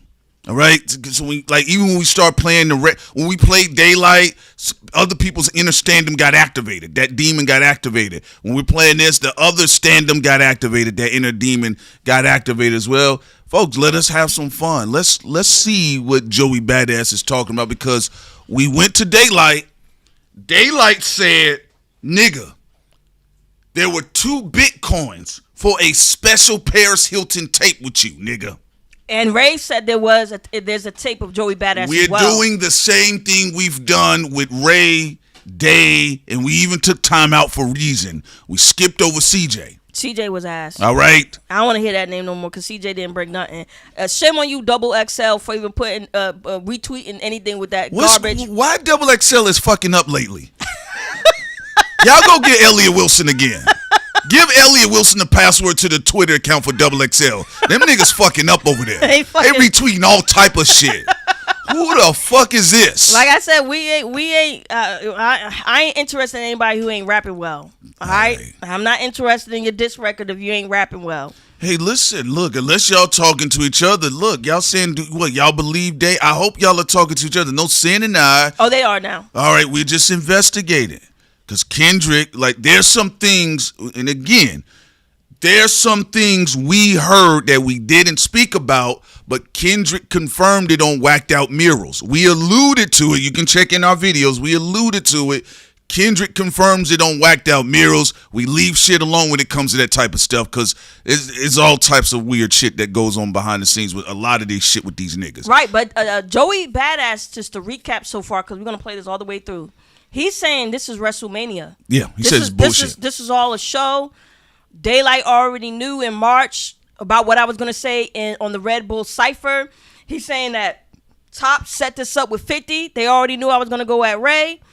And Joey's saying, look, the contract was that, yeah, we're going to do this WrestleMania shit, but Top is going to have to let me go at Kendrick Lamar lyrically. Okay, so again, it's going to be a bit strange. Look, I'm not saying niggas don't get backdoored in the West Coast because we know that's not the case. All these niggas can get backdoored either way. Chicago, the South, the East Coast. Shit, niggas getting backdoored in Canada and the UK. But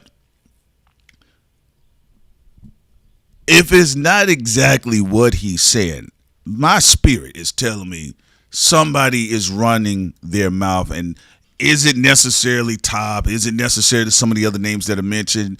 It may not be. Now, if but this not Joey's is just not letting up. And I did say, y'all, there's going to be a bit of a stake there. You know, there's some things about certain folks you just kind of know it is what it is. But just like Sin said, J. Cole is going to drop out.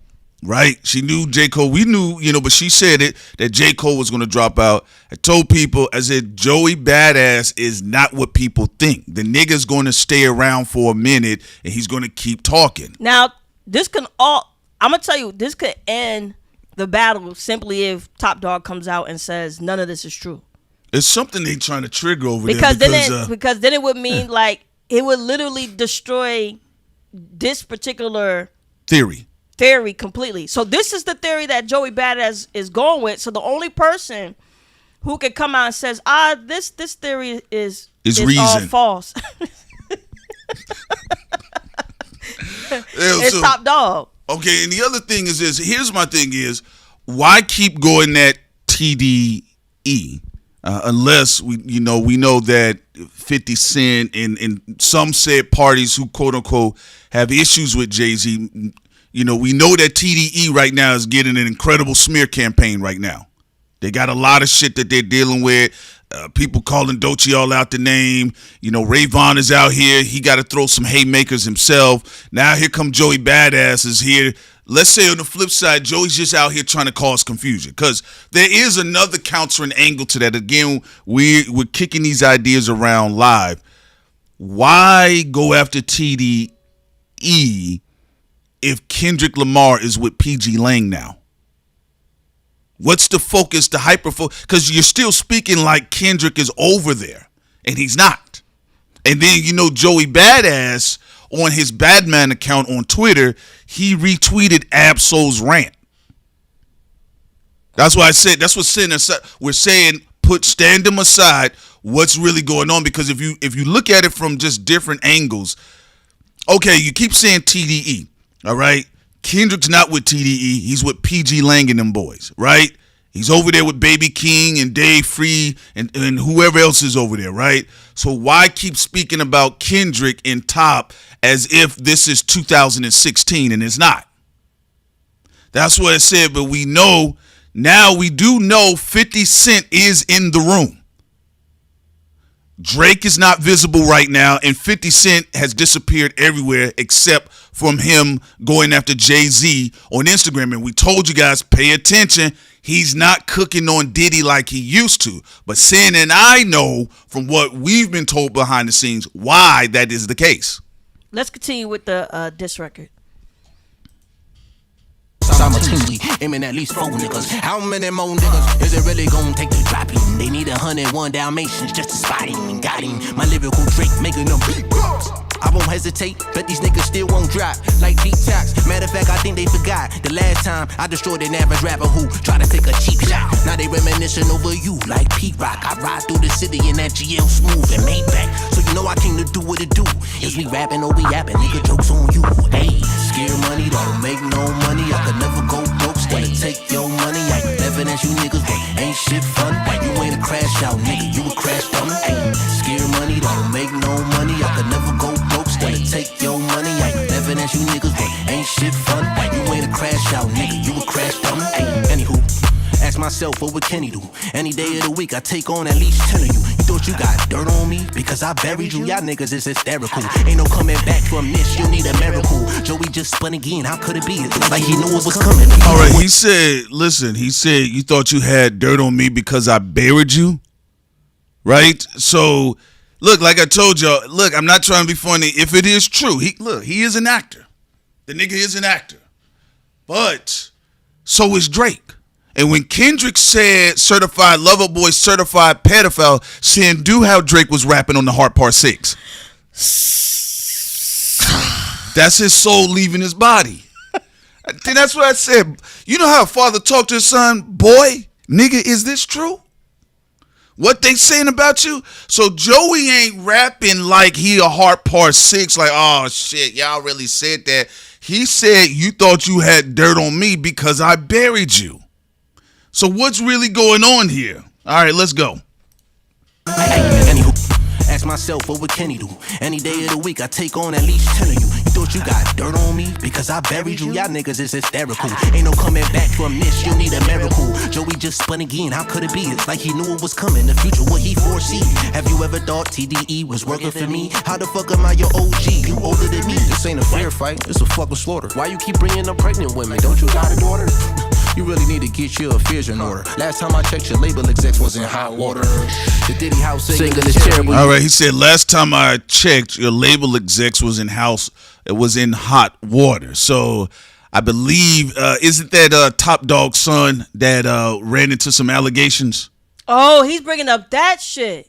Right. So again, it could be some bullshit play here because why would you be working with the TDE niggas if they're in hot water? So it's kind of this is the first confliction now. Right. You see how y'all got to listen? Like if we move past stand-up, it's okay to investigate. Yeah, we're investigating. We're investigating live. This is what Sin and I do, but we're doing this live right now. We're gonna break down these lyrics. So at first I thought he was doing good. He was letting and painting the picture like, yo, right, they over here with me. Right. And they said, I can go after you, Kenny.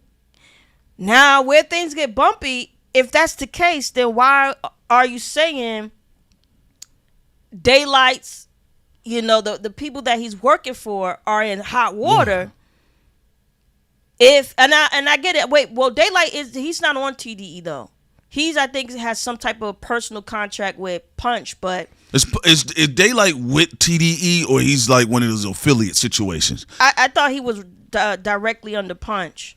Yeah, either way, that's still a plot hole. That's not a plot twist. That's a plot hole. Yeah. Because if you're saying that this nigga is TDE, but let's say it's a situation, I don't know Daylyt or Punch's deal, but let's say it's a situation where he's with Punch, right? Then again, that's where the confliction is. All right. So again, that's why we said, okay, Daylyt is TDE. Can y'all confirm that before we get going? Because again, yeah, if Daylyt is signed under TDE, then this part of what Joey's saying won't make any sense. They say he's under Punch.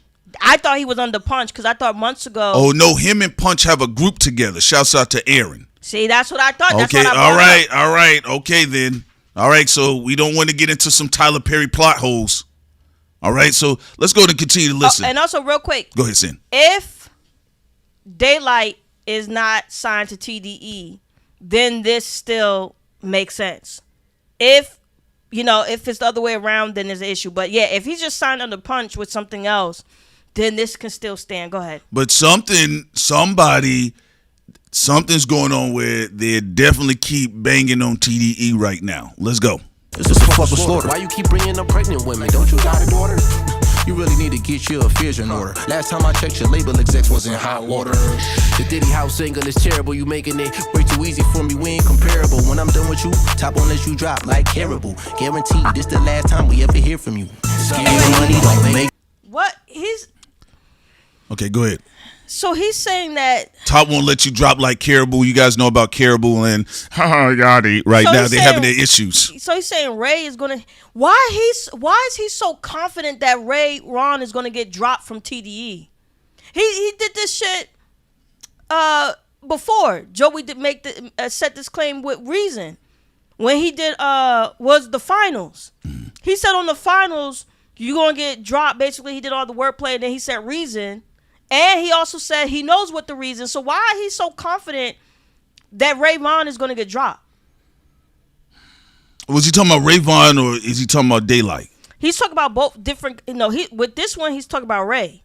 Okay. Because he's dissing Daylyt and he's dissing Ray on this track. But okay, so this one he's talking about Vaughn because Vaughn is overtly saying I am signed to TDE. Yes, and Joey Badass is basically saying he keeps saying you're going to be the next Reason. Yeah, this is the third time he done saying said that Vaughn is going to get dropped. Could be witchcraft. Dropped from TDE. He could be doing black magic. He could be doing black magic. But he's saying that Vaughn is 100% going to get dropped from TDE. Okay. All right. Well, let me run that back to make sure is he talking about Daylyt or Vaughn. So let's run that back. Daylyt is under Punch. I don't think he's on TDE. Yeah. So people said that Daylyt and Punch they had a group or they have a group together. Let's go. House single is terrible. You make it way too easy for me. We ain't comparable. When I'm done with you, top on let you drop like Harry Drew. Y'all niggas is hysterical. Ain't no coming back from this. You need a miracle. Joey just spun again. How could it be? It's like he knew it was coming. The future, what he foresee. Have you ever thought TDE was working for me? How the fuck am I your OG? You older than me. This ain't a fair fight. It's a fucking slaughter. Why you keep bringing up pregnant women? Don't you got a daughter? You really need to get your affairs in order. Last time I checked, your label execs was in hot water. The Diddy house single is terrible. You making it way too easy for me. We ain't comparable. When I'm done with you, top on let you drop like Caribou. Guaranteed, this the last time we ever hear from you. Scare money, don't make no money. I could never go broke, still to take your money. I'm laughing at you niggas, but ain't shit fun.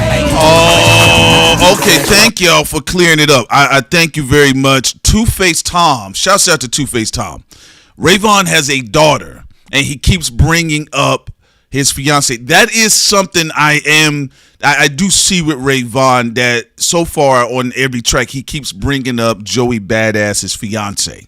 So seeing you are correct, I give that one to you. He is talking to Vaughn on that particular bar right there. Right. So like Ray keeps saying, he keeps bringing up Badass's fiance. Yeah, he's saying, yo, your fiance gonna be mad that you was getting it in the butt. And Ray keeps saying that a lot. Yeah, and then Joey Badass keeps saying you gonna get dropped from TDE a lot. He keeps Look, folks. Look, I'm gonna tell you something real quick for the people in the think tank. I'm not gonna lie to y'all. Every track we've played from every particular player in this battle, somebody in the chat or a group of people said mid. Okay. Well, we gotta keep breaking the bars. We gotta keep breaking that bars down. Also, Che, I hope I'm saying your name correctly. Che. Yeah, go ahead. She's saying that Joey Badass could be telling the truth because for 5 years Ray didn't drop, so he could owe the label money. Okay, so yeah, Che states here to your point saying. He said he owes the label money, which may be true if you haven't created profit in 5 years, like Caribou. Now, here's the thing, Che. Top Dog, or I believe it was Punch, again, he was sitting down with Curtis King. Shouts out to Curtis King. He said, I believe something of the matter that they didn't break profit on Kendrick for 7 years. So, again, 5 years, 7 years, Von Wick still got 2 years, and he could be something really big and huge. Maybe he could go to the level of Kendrick, maybe not. I don't know. Again, with artists, you got to see how the audience receives them, and you got to see how also the artist is able to carry themselves respectfully. And that's a good point. Ray said it was because of COVID, and also just because he didn't make money possibly in the 5 years doesn't mean that he can't come through right now. Right. And while building up his resume and doing it, but in the process, while he's trying. But while he's trying to do that, Joey Badass is saying, "Nah, you gonna get dropped." Yeah, because unlike Kendrick Lamar, Vaughn is dealing with an open opponent who wants to engage with him, and while he's trying to build his acumen, his resume in the process, Joey Badass is trying to rebrand him as a Kendrick clone. You're a Kendrick copy. Nigga, no matter what you say, you're a Kendrick clone. You're a Kendrick copy. Versus Kendrick went after people. He went after Drake. He went after, the J. Coles. He went after these people early on to make his name, but he didn't have anybody playing with his name publicly. Kendrick went outside to go, like he said, he taking names and burning tattoos, right? And also on GoldenEye, yes, Ray did flip it. He did say, I'd rather be a clone Kendrick than somebody who, did what sexual situation around the mouth. Y'all get what it is. Oral fixation. Yes. No toothpicks. But I don't know how much of that can it be if it's a Tootsie Roll though. Can a lot of sperm come out if it's like a little like micro? Well, never mind. Let me move on. Take that off the record. It can't. It's live. We're live, Sid. That's why it's a joke. It's not gonna be. It's gonna stay on record. It's gonna stay in their minds now. I'm just saying. You don't know. Niggas could be eating cereal right now. I'm just saying. I've never. Mind your influence. I'm just saying. Mind your influence. If it's the size of like a pinky or like a pointer finger, I know. Then how much can come out? All right. From all of the niggas in the industry, apparently a lot. What did 21 Savage say? A lot. A lot. All right, let's go back to the song. So again, Joey Badass is rapping like he don't have a fucking care in the world. Now, Daylyt did say, you can try to play it cool all you want, nigga. 2 Bitcoins got them tapes. Now, I was like, damn, 2 Bitcoins? Because Kendrick said a Bitcoin. That's fucking Kendrick Lamar. Ariel Smoke said cut her mic. Now, sometimes I gotta pull her back. Also, Josh said he was eating chicken. See, I told you, Sid. You mind your influence. All right. it's all fun, folks. We're sorry about that. You know, use some sage. All right, or Palo Santo. Okay, let's get back into these bars. Very interesting angle that Brother Yosef is taking. Guaranteed this the last time we ever hear from you. Scare money, don't make no money. I could never go broke, wanna take your money. I'm laughing at you niggas, but ain't shit fun. You ain't a crash out, nigga, you a crash dummy. Scare money, don't make no money. I could never go broke, wanna take. Also, this chorus, he's basically saying that Daylyt and also Ray are crash dummies. So when you know before a vehicle goes out on the market, it uses dummies. Yes. To, you know, to improve the vehicle. Do you guys remember those old school commercials? You can learn a lot from a dummy. So he's basically saying that these niggas are sacrifices. Crash test dummies. Before the real thing takes place. Yes. And also on the single art, it looks like over some Scotch tape, you know, the Scotch tape effect that they use in Photoshop. He says here, "Are you afraid?" You know, so like, hey, it is what it is. Let's go. Also, let's see here. Interestingly enough, I believe, if I recall, Ray Vaughn was born on September 15th, 1996. Just like, interestingly enough, Playboy Cardi was actually born on the same day, month, and year of Tupac's death. So some very interesting kismet things going on in the universe. Crash out, nigga, you crash dummy. Scare money, don't make no money. I could never go broke. Just before we continue, this crash thing. Remember, this is something he's referring to again, even from the finals and his record before the finals. Yeah. When he was trying to say that Ray is a crash out dummy, or when he said niggas crashing out. It ain't even their beef. Right. So you know. Okay, let's continue. Take your money out, laughing at you niggas, but ain't shit fun. You ain't a crash out, nigga, you a crash dummy. Time to show the world who I am. I've been a man. I'm loaded up, my clip on jam. I spin again. I'm taking all the shots. They say I opened up Pandora's box. I'm breaking all the locks on all the gates. They try to keep. Bark it off on all the locks. They forgot that I had to reach. Keep thinking shit sweet. When it come to beef, let my teeth sink. Kicking up dust because my niggas really street sweet. Niggas better rethink. I don't throw subs. I throw torpedoes that hit seek. Through your fleece when I speak my piece. I beat the beat strictly off instinct. All the speculation is lame. I tell it plain. I ain't gotta drop a nigga name just for him to feel a flame. Do this for the never the game. You think it's for the fame? Niggas swerving in my lane, I take them on the scenic route. I'ma stand on every bar, I promise I won't bleep them out. As demons inside my soul. Okay, so here's the thing. And we've seen this even going back to Kendrick. Now listen to what Ray is saying. He's still taking shots here. He says, I promise I'm going to stand on a bar. I'm going to say your name. I won't bleep them out. Now you remember Daylyt on his other joint right before what he dropped today. The other one, allegedly, he's bleeping out Capital Steez's name. So Joey said, I don't bleep out I don't bleep out people's names. You know, so we've seen that even on GNX. Yeah. Like Kendrick bleeped out names. We've seen it on Watch the Party Die, and we've seen Daylyt do the same thing. So what Badass is saying, he says, I don't bleep out names. I stand on my bars. That's what he's saying. So, again, ladies and gentlemen, we're investigating. It's called thought crimes. We're investigating. So he's saying, I promise you, I'm going to rewind it for you. He says, I stand on my bars. We don't even have to engineer. You don't got to do that. And it also seemed like he's competing with Kendrick saying, like, I'm the real offspring of Tupac, not you.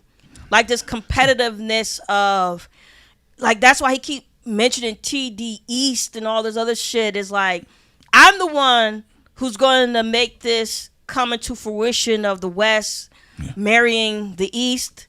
You know, how are they going to collect child support? So this is interesting what's happening here. Yeah, let's continue. Do this for the never the game. You think it's for the fame? Niggas swerving in my lane. I take them on the scenic route. I'ma stand on every bar. I promise I won't bleep them out. As demons inside my soul. Family who wanna bring them out. Keep my wife's name out your mouth before you get Chris rap. We ain't ducking smoke. That's out, bitch. This is hip hop. All I need is a microphone and a dish. Now he said, keep my wife's name out of your mouth before you get Chris rocked.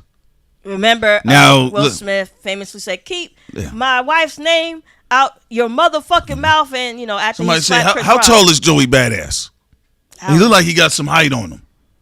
So y'all think in a boxing match, him and Vaughn, I don't know. Maybe because niggas can box. Niggas got hands, but it's because, that can happen. You got to be able to have tactics and strategy. So he basically saying, keep my wife's name out of your mouth before you get Chris rocked. So here he's still talking to Daylyt. All right. Now, again, people did get on Drake for Ray at first too, because Vaughn kept mentioning the fiance of Joey Badass. Okay, well, both of people did get on Drake for always mentioning the Rihannas, the Beyoncés, the Serena Williams. All right, different codes. We brought up we talked about this. We brought up the astrology part. That's because Drake's Venus is very strong in his chart. So the more he prays women, actually the more powerful he becomes. That's why niggas was hating on him. The dumb idiot. He went the other way. Keeps dissing women, which means he keeps getting depowered. He keeps losing. Y'all don't see him. Do y'all see him? That's why he had that success when he did Nokia. The video was bad though, but Nokia, you saw rose because he stopped saying anti-women shit and started to sing to the women again. Yeah. So you saw a moment of success, but he went back out again. So anyway, but so Joey is saying, don't keep mentioning my wife's name before you get Chris rocked. Now, again, everything that's been said aside, how the general public is going to interpret it, they're going to take it into consideration. They'll be like, yo, you know what? We don't even know what Joey Badass fiance or wife even looks like. Oh, no, we know what Joey Badass girl looked like. She was on Who? She was on I don't. She was on Empire. She's an actress. Do y'all know who she looks like? She was also on Taylor Swift's video, the one that featured Kendrick Lamar. She was in the video of that Bad Blood. Because it used to be Bad Blood. No.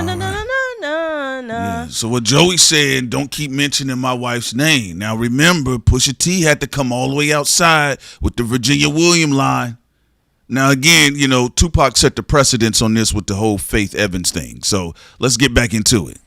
Here's a microphone into this jock and I'ma make this shit hot. Let my tape rock to my tape pop. I do this shit for Big Pop and Pop Smoke. How many more New York niggas gotta die on y'all coast? And still we got mad love. If y'all niggas mad cause I'm putting off of my section, I should be mad you niggas never ask yourself that question. Pardon me for my question. I know that's a tough pill to swallow like these. We're gonna have to wind that back a little bit, but he's getting very aggressive here, talking about how the East or New York has always shown love to California, but Pop Smoke got smoked out there in California. Yeah, that is. Look, that one right there is different than actually Pop Smoke's death is a little bit different than Tupac and even Biggie, because allegedly Diddy's implication with alleged Southside Crip members, with alleged other little situations that went on as well. And some people even argue with not Diddy, but Biggie's death. Allegedly, there might have been some calls that were made from New York. Again, I can't cast no aspersions on the situation. I was not there. However, though, with Pop Smoke's death, he was not publicly beefing with a coastal rapper. Pop Smoke was clearly the leader of the new school. All right. Fabio Foreign tried to carry it. He couldn't carry them shoulders. He just couldn't do it as much. He had a nice verse on Ye's joint, but Pop Smoke clearly was the star of the East that was going to take the new era of the East Coast to the next level. Yeah, like now that Pop Smoke is dead, even in this battle, people are clowning, quote unquote, the East Coast for falling off. And Joey Badass is saying, well, you niggas killed Pop Smoke. Yeah, and also to add to that, Fario had a great verse on Donda, but he couldn't build off of it. And as you said, Pop Smoke was a star. I remember when we were at the time when we was in Jersey and we was driving down to Atlanta, where we reside right now, and Welcome to the Party came on. Guy with this deep ass cool voice. We said, "Who the fuck is this?" I said, "What the fuck?" I said, "An Autobot rapping." So Pop Smoke had a dope ass voice. He did, yes, he did. A wonderful voice. And the producers who worked on his his debut album, and it was just great. It was great. So it was great stuff. So but that really hurt. That really hurt the next generation of the East Coast wave. You get what I'm saying? because I know they had who was the nigga right before Pop Smoke? Kind of had the same gravy voice. I think the nigga's name was Pressure. He had a joint with Remy Ma. I just don't feel Pressure. I like this shit, but I didn't feel he was as smooth and suave as Pop Smoke was. Yeah. Pop Smoke was like Tuxedo Mask. Pop Smoke, of course, would have been number one. And I actually think somebody who would have been number two, if they allegedly didn't get sick, was Young Ma. Because Young Ma had a nice wave going. Yes, I'm glad you brought her up. But, allegedly she had some health complications that set her out. That set her out the game. Well, also to keep this in mind, Young M.A., Young Ma had some incredible punchlines that I put her in the same tier as Fabulous. Her punchlines. They're gonna get you on that. I don't give a fuck. I don't give a fuck. I don't give a fuck. Anytime you credit a woman somewhere with some of this shit, I just like I don't give a fuck, niggas. Y'all know I don't give a fuck. Y'all can kick that red pill shit down the block, nigga. Go to the next nigga that's insecure. But go ahead, finish breaking it down when you said she does. No, her bar game, because her bar game was fucking ridiculous. That's actually what piqued my interest in what she had to say. She had punchlines after punchlines after punch, and I hadn't heard that since Fabulous and early Lloyd Banks. You get what I'm saying? So Joey he brought up Pop Smoke, and Pop Smoke's death did really hurt the East Coast. Now, when Reason came out, I'm not gonna lie, again, when Reason came out and he was basically giving them the Jay-Z Nas treatment, you had a spark when you started, but now you're just garbage. When he did that to the East Coast, I said, well, they did have a spark. It was Pop Smoke, but he did get killed in California. I think this is a very slickster move by Joe Button. I mean, a very slickster move by Joey Badass. Because he's trying to get more, in my personal opinion with this, I think he's trying to get more New Yorkers involved. All right. So, I mean, you can't say he is not happening because Loaded Lux came outside. Now, where does it go from there? Some people's like, wait, maybe he's because he threw Loaded a bag. All right. So we'll see. But let's go. Let my take rock to my take pop. I do this shit for Big Pop and Pop Smoke. How many more New York niggas got it down on y'all coast? And still we got mad love. If y'all niggas mad cause I'm putting off of my section, I should be mad you niggas never ask yourself that question. Pardon me for my question. I know that's a tough pill to swallow. I give you time just to digest it. Just get back and I hope you know. Keep it rap killing with the flow. Now kick back and enjoy the show. Scare money don't make no money. I could never go broke. Still take your money. I'm laughing at you niggas, but ain't shit funny. You ain't a crash out nigga. You a crash dummy. Scare money don't make no money. I could never go broke. Still take your money. I'm laughing at you niggas, but ain't shit funny. You ain't a crash out nigga. You a crash dummy. Take no money. Take. I said I take. I said I. Wait. Now, there's something interesting for the hip-hop aficionados, the hip-hop historians, no LeBron James. Okay, so if you go back to Junior Mafia and Biggie Smalls, theirs was called Take Money, right? And, of course, Tupac said, Faith Evans snitched on Junior Mafia and said, allegedly, season, allegedly. Right. So, and he said that's how we found out what beat they were using, and then we took that beat, and then we came up with Hit 'Em Up. But Joey's going with the original sample, which was Junior Mafia and Biggie Smalls' Take Money, again doubling down on the idea of Biggie Smalls dying in the West Coast. But of course, like Daylyt flipped it on one of his earlier tracks when he said allegedly that was your man's and them. And you heard about Gene Deal, you heard about Kirk Burroughs, you heard about what Keefe D said, Reggie Wright. People were alluding that Diddy may have had something to do with that as well. Again, allegations and rumors are out in these streets. Okay, but that being the case, though, it is interesting how the original Hit 'Em Up record was to go after New York niggas. So we bringing the drama to any one of you New York niggas. Fuck you and your motherfucking mama. Y'all remember that shit. But now, after the deaths of Tupac and Biggie, Joey Badass is coming in, and he's coming on the back end of it, talking about who did die on the West Coast. Now this is it's a touchy conversation. This angle he could keep going with to try to galvanize people from New York to come outside. But I will say this. If his TD East and Top Dog is all cat, Top Dog would have to come out to destroy that argument for Joey. Okay. Then he won't be able to use it moving forward that, we made a deal with 50 and Top made a deal and they said I can go after Kendrick and, and all this other stuff. If Top Dog comes out and says that's all cap, all right, then 50% of this diss track goes in the water. All right. And also shouts to the Dre 7. Yes, Get Money with Junior Mafia too, by the way. So I'm going to go ahead and play the last part out and then we'll get back to it.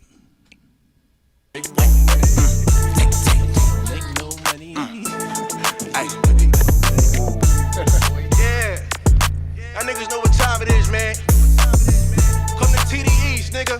You believe in God, believe in TD East, nigga. Hey, what? Hey, what? Get top on the phone. Yeah. What? Hey. Kirk on the beat. Gather round. We are gathered here today to say goodbye to a good dog. Gone way too soon. Yup, bark on. In loving memory we pray. Rest in peace, my dog. Okay, also, this still leads back into the theory that there's Drake, there's 50 Cent, because remember, the original Push-Ups joint had this same sample. Sid and I said that was Drake. Elliot Wilson said it was AI.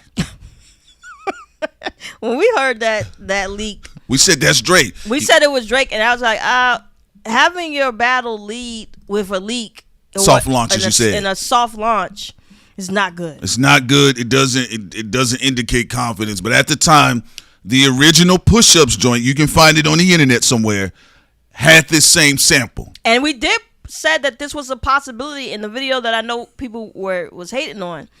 But we said in that video there's a possibility that Joey is out here to finish what Drake couldn't do.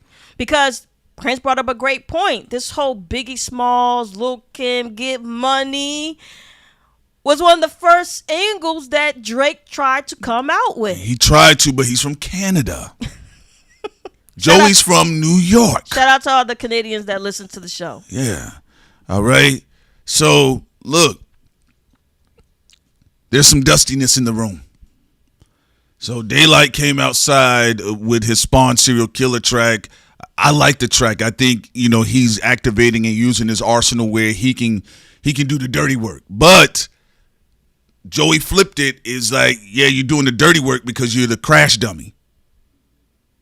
So, again, he still wants that battle with Kendrick, and I know people didn't like what we said. We said during the battle, Kendrick was going to beat Drake. Lyrically, the guy's just different. He's just fucking built different.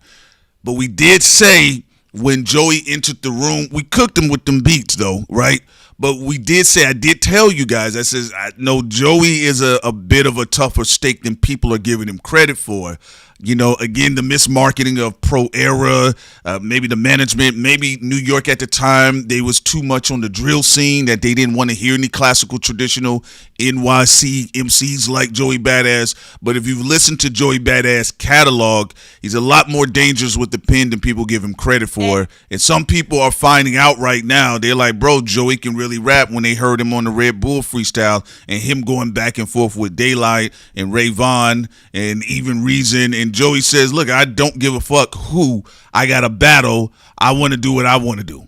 So it is an interesting situation right now. Like we said, ladies and gentlemen, we do have a Royal Rumble. This is not just a battle. This is a Royal fucking Rumble. I also do find it interesting that, come on, I just got a fucking conspiracy mind, Prince, and I'm just sorry I have to say. We do. We question men. Daylyt said he put off his diss record because Reason came out first. Mm-hmm. Reason was the one that galvanized New York. He did. Because you saw Rome and the rest of them, they wasn't fucking with Joey. Yes. But then Reason said the whole New York and East Coast. Now Reason isn't even a part of the conversation anymore. What we doing? What's the conspiracy? Hey, what we doing right now?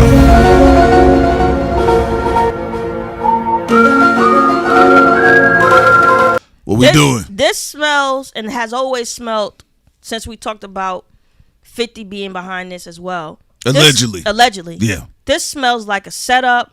Now again, it could be very well a completely just WWE, WWF. We did call it Royal Rumble. That could be the case, but I don't know. Two Yumbo Yaks. I'm smelling something funny. Those Yumbo Yaks. Something is not adding up. Also, I do want to say this. Shouts out to Reg in the chat too, by the way. Regina.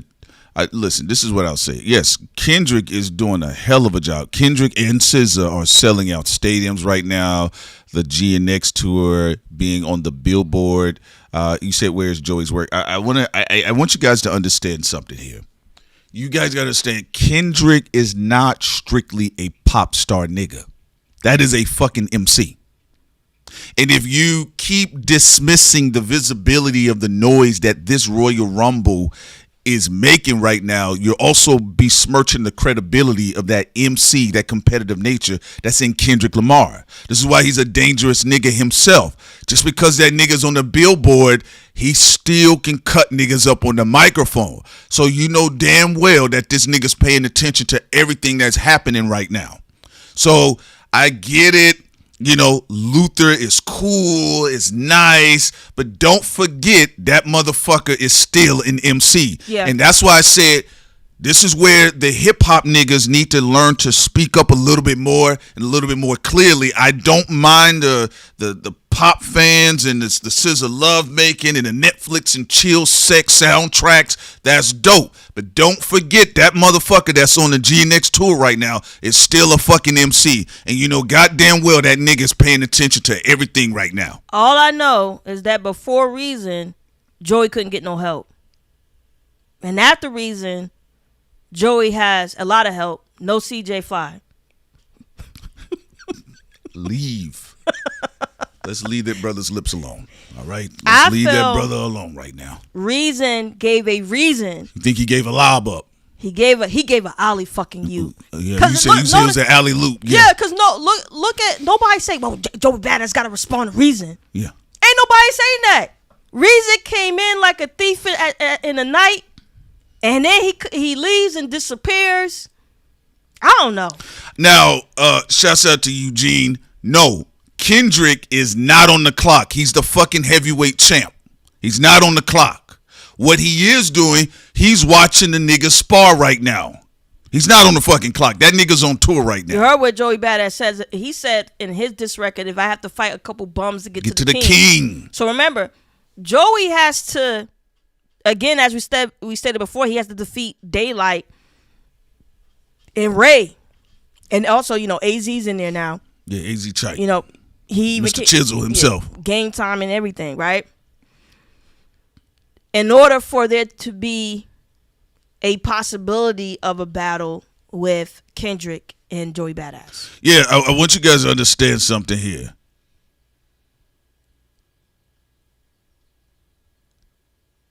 Kendrick is on tour. He's the champ, but don't get this confused. That's a motherfucking MC right there. And I get it. I know because people kept talking about Kendrick Drake, that some niggas, even Kendrick supporters, make the mistake and think Kendrick is Drake. That's an MC. That's what got Drake's ass in trouble. He forgot how vicious that nigga was, but I could even argue on the subconscious level, all right, on a Sigmund Freud level, that Drake knew that this nigga is very nasty on the microphone.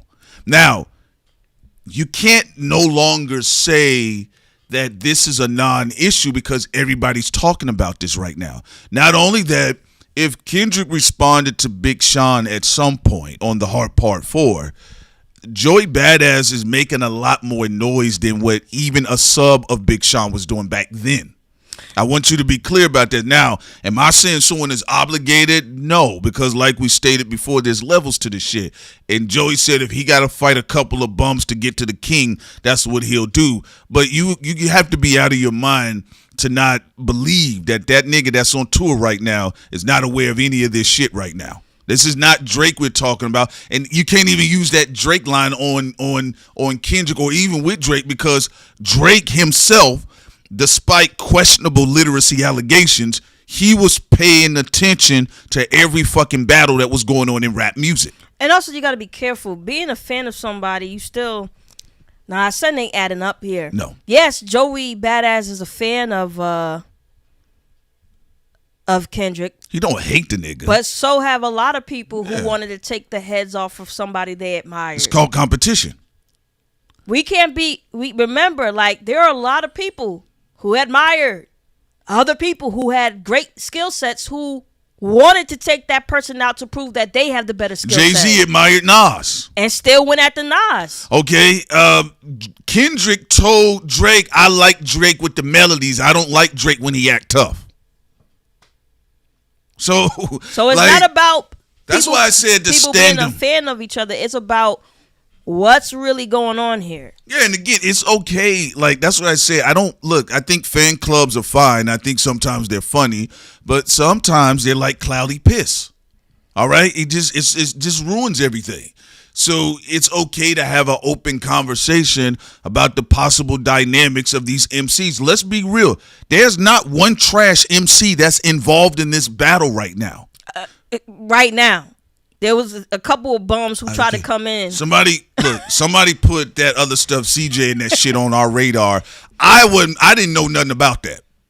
Okay? Like we said, please, only the people who can rap get involved. If you cannot rap, please sit your ass down. So with that being the case, we'll see where it goes. But no, listen, this is a very lyrically dense, high octane Royal Rumble. Kendrick Lamar is a rap fan. He told you when he was sitting down with the Zane Beat niggas, when he was sitting down with some of these other more polished spaces, Kendrick Lamar has always said how much he loved rap. When he accepted his Grammys, he talked about rap music. And you got to understand, Joey knows that Kendrick helped bring lyricism back into the forefront. He did. He acknowledged that years ago.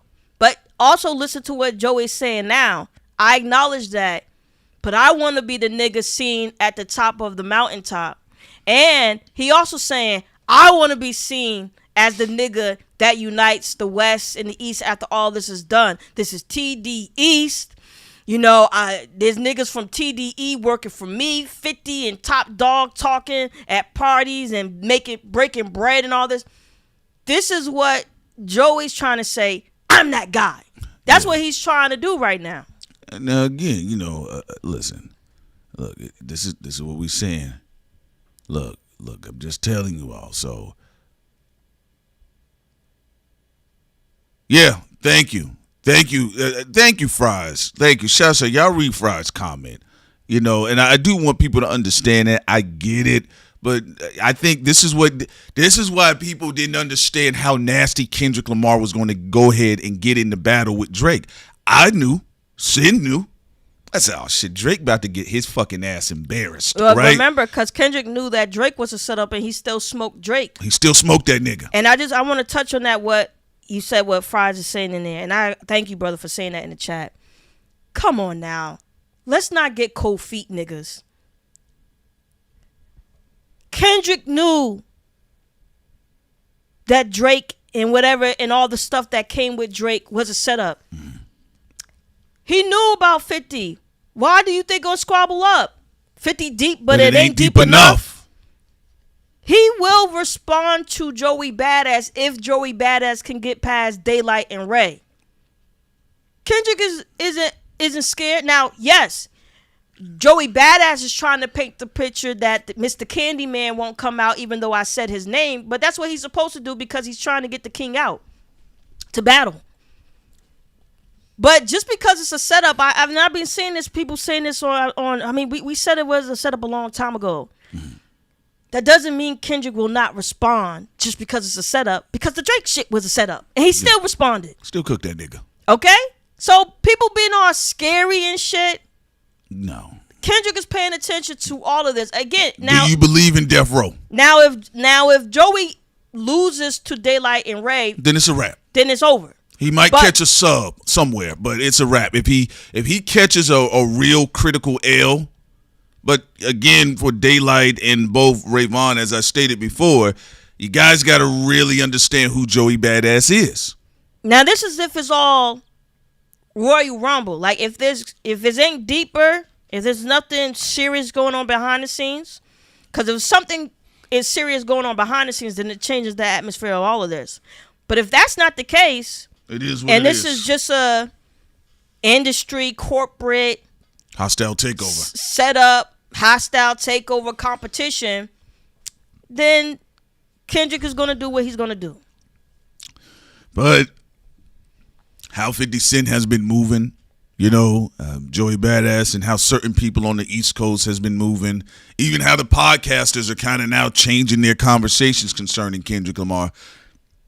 It seems like there's a little bit more there. Then we did see, of course, what they said, Boy Wonder was in the building, Conductor is in the building, and then, I think Kirk has the best production so far with Joey Badass, my personal opinion.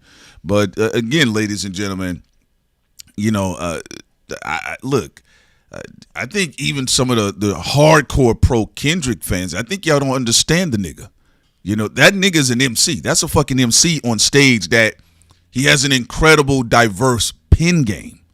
He has a blessed pen game. Great. Which he brought up. He brings up Gloria. Yeah. Joey Badass. Yeah. Yeah, so... But don't get it confused about who that nigga is that's on tour right now. And Joey knows that. And Kendrick knows about what Joey is capable of. That's why he watching the nigga. If this nigga makes it through this shit, then it's on. If he don't, I don't know what that was about. What was that noise in the back? And Kendrick doesn't underestimate nobody. He didn't even underestimate Drake ass. Yeah. Think about it. He didn't underestimate Drake. He didn't even underestimate Big Sean. That's why I said that's what separates all of this standum shit from the people that they know. Kendrick analyzes people's powerful points and people's weaknesses. So he analyzed Drake. Okay, Drake is a popular guy. He's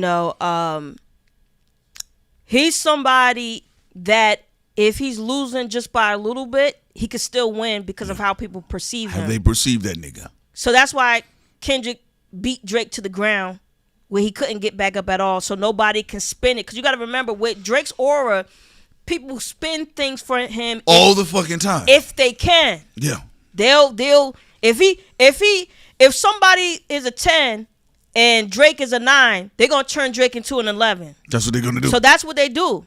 That's the power. And that's the power that Drake has. And Kendrick, he peeped that and he said, "All right, I'm gonna beat you so bad that ain't nobody can spin shit." There's no question. So there was no margin of error. Kendrick is paying attention to Joey Badass pros and his cons, and he's analyzing all this shit right now. And the reason why Joey hopped out, because all during the battle, as fighters normally do, y'all gotta understand, the average person is not an MC. The average person is not a rapper, and the average person does not understand poetry. The average person doesn't pay attention to literacy in the same way as a Kendrick does, or a Joey does, or a Lauryn Hill did, or even a Queen Latifah, right? So people have different optics when they're looking at things. The fans are like, ooh, damn, Kendrick is really beating this nigga in the ring. Joey Badass was watching from a different perspective during the entire battle. In his head, he's probably looking at Kendrick's strengths and his weaknesses. Yeah, and that's why he popped out. He's like, all right, I want my next shot. I'm telling you all, it's no different than boxing. No, you're right. That's why even Joey Badass brought up boxers in one of his diss records, because Joey's looking at it like, okay, J. Cole's a bitch. I ain't going to tap out or delete. You heard him on Sorry Not Sorry. I'm not going to delete this later, right? Right. Then he's looking at Drake. Okay, you went into the battle. You could have got respect for the loss, but you did the lawsuit shit, Okay. He's like, I'm a better fighter than Drake. So he's like, I'm gonna come out here and have confidence to do whatever I need to do to be able to compete against Kendrick. Also, the other side of this too, keep this in mind. That's what I said. Joey has always kept this energy. Illuminati too. But also keep this in mind, when Joey Badass did his big 3, he cut Drake out. Joey Badass has always been focused on the bars and MCing. When he did his big 3, he cut Drake out. It was Joey, Kendrick, and Cole. Now he's cut Cole out. So now he's saying mono is me versus Kendrick. That's what I want. And this is his response to like that. Because Kendrick said, fuck the big 3. It's just big me. And then Joey says, okay. And Joey's saying, you know what? Drake was never in the big 3 for me. J. Cole is J-Fold, like y'all saying in the chat. You're right. There only could be one. And I'm coming after you, Kendrick. That is what Joey Badass is saying. Now, we went into a bit of overdrive. We do appreciate the people that are with us here. Y'all can get the likes up too, by the way, so it keeps us in you all's algorithm. If you're new to the channel, you guys can support us on our Patreon. This particular channel is demonetized, so the people that have been asking about the super chats, you got to support us on Patreon, by the way, too. Sometimes, industry might be hitting niggas up because we be too accurate. But that being the case, ladies and gentlemen, we're doing a bit of overdrive here, but I will say this now. J. Cole, in no way, he cannot be a renigga concerning Kendrick. He can't renege. He can't become a renigga. So he's got to let that go. But J. Cole, if you don't bring your German ass outside, and if you don't answer Freddie Gibbs, and if you don't answer this nigga Badass, we don't want to hear no more sharp bars from you, nigga. I am tired of. Look, I thought the track about the bullet that passed Trump. I'm the bullet that passed Trump. Okay, the track wasn't a bad track, but I am tired of people caping for Cole. Stop saying you a. Because Joey's been dissing Cole all through this battle too. You a deadly weapon that's jammed up. What, nigga? Either you are or you aren't. That's like, Mayweather and Muhammad Ali and Mike Tyson saying, I could whoop your ass. Yeah. And I'm talking about in boxing, not regular people, because their hands are registered as a weapon. But in the ring saying, I could whoop your ass. All right. So but I'm not. The only way, you guys may say, yo, Prince, why you do that? Again, let me tell you something. The only way that Cole can do a semblance of hip-hop reparations, he gonna have to slap Freddie Gibbs in his bald head lyrically somewhere, or he gonna have to check Badass somewhere too. And also, let's not forget Mick Jenkins. Oh yeah, the brother Mick Jenkins. Mick Jenkins called J. Cole out too. Shouts out to Mick. Because J. Cole, look, I'm gonna tell you what. Because we don't want to keep hearing this thing about him being in this echelon. I'm gonna tell you what J. Cole fans are trying to do.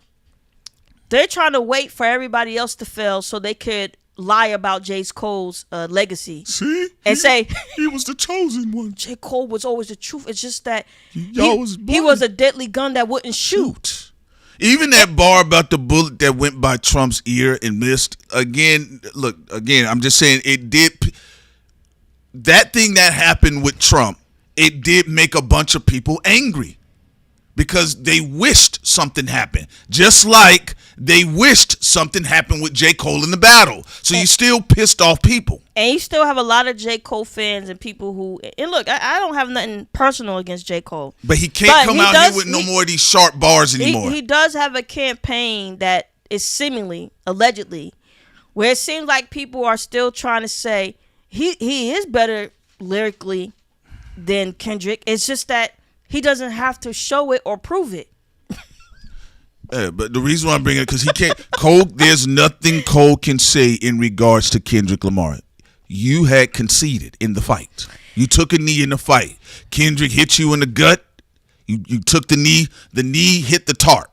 All right? Your knee hit the tarp. So I don't want to hear that. I don't want to hear no subs towards Kenny. That boat, that ship has sailed last year. Now, You still got Badass, you still got Mick Jenkins out here, and you still have fucking Freddie Gibbs. Stop acting like Freddie Gibbs is not a problem. Because like Twista said, the legendary Twista himself, when he was talking about Tech 9 and he was talking about Eminem when they was doing the fast syllable flow, he said, truthfully, we're all scared of each other. Is this nigga better than me? Is this rapper better than me? So he was saying we are all very aware of each other. I am tired of J. Cole acting like he don't hear Mick Jenkins. I'm tired of J. Cole acting like he don't hear Gibbs. And I'm really tired of J. Cole acting like he don't hear Badass. And I'm tired of J. Cole doing this Ray Charles shit and coming out here with these fucking bars that I'm the best. Now, we're going to be dropping off soon because unless somebody else drops while we on live. This is Hip Hop Rumble, and we believe we're probably going to be going back live later on today. Tonight. So we're going to close up, but before we close up, we do have to smoke on a Robert pack.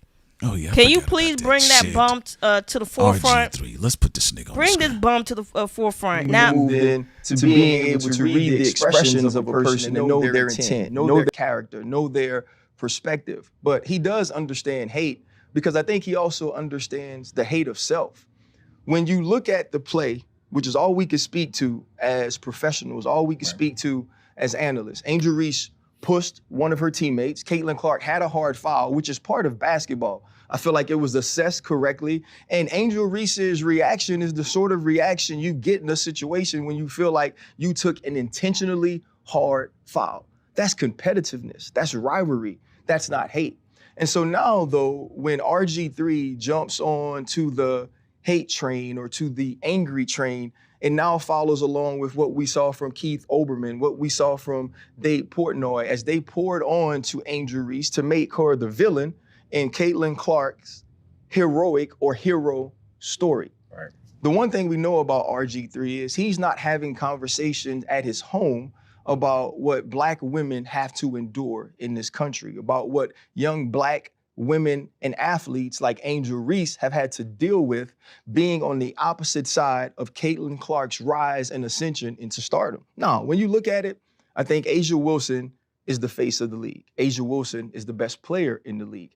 Caitlin Clark is the most important player in the WNBA. And a ton of her fandom has come along with some racial bias or some racial pieces to why people love her so much. And so now if you're RG3, when is the last time within your household you've had a conversation about what she's dealing with?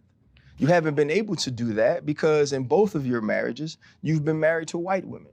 You haven't had opportunities to have those conversations to educate you on what they're feeling, what Black women deal with, what they're seeing when they think of a young Angel Reese. And the whole time that he's mimicking Angel Reese and bobbing his head and moving his neck while he's doing this whole piece, his wife is in the back amening and clapping. And so to me, it's just another situation that now this young lady has to deal with. When I worked with RG3, he would make all of these sort of corny jokes about milk and how much he loved it and how important it was. And he always points out on social media the color of his wife's skin, as if the color of her skin is what makes her special, as if the color of her skin is what makes her a good wife. I've met the lady, I've had a conversation with her. Right. I think she's more than that. But it also leads to what Black women deal with a lot from Black men who have chose to date or marry outside of their race. They always feel like they have to go the extra mile to prop up the woman that they're married or the woman that they're with over Black women by denigrating Black women. I feel like we should have an opportunity to move past that and understand that Angel Reese can be great in her own right, as Caitlin Clark is as well. Caitlin Clark is a likable and lovable superstar. She pays homage to the stars of the past. She pays homage to the Black women that have come before her. And now she is carrying the mantle forward. So there's no need to pin those two against each other and paint them based on stereotypical tropes. And I think this is what I'd like RG3 to know, that no matter how much he continues to echo the microaggressions of racists, he'll be no less Black than me. Hold up, limitless, take a stomach cap, pinning it.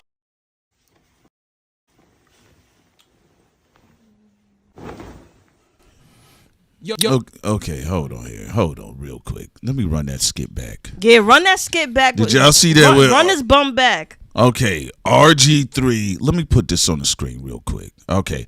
All right, it says when you accidentally take melanin instead of melatonin and to fall asleep. Let's see.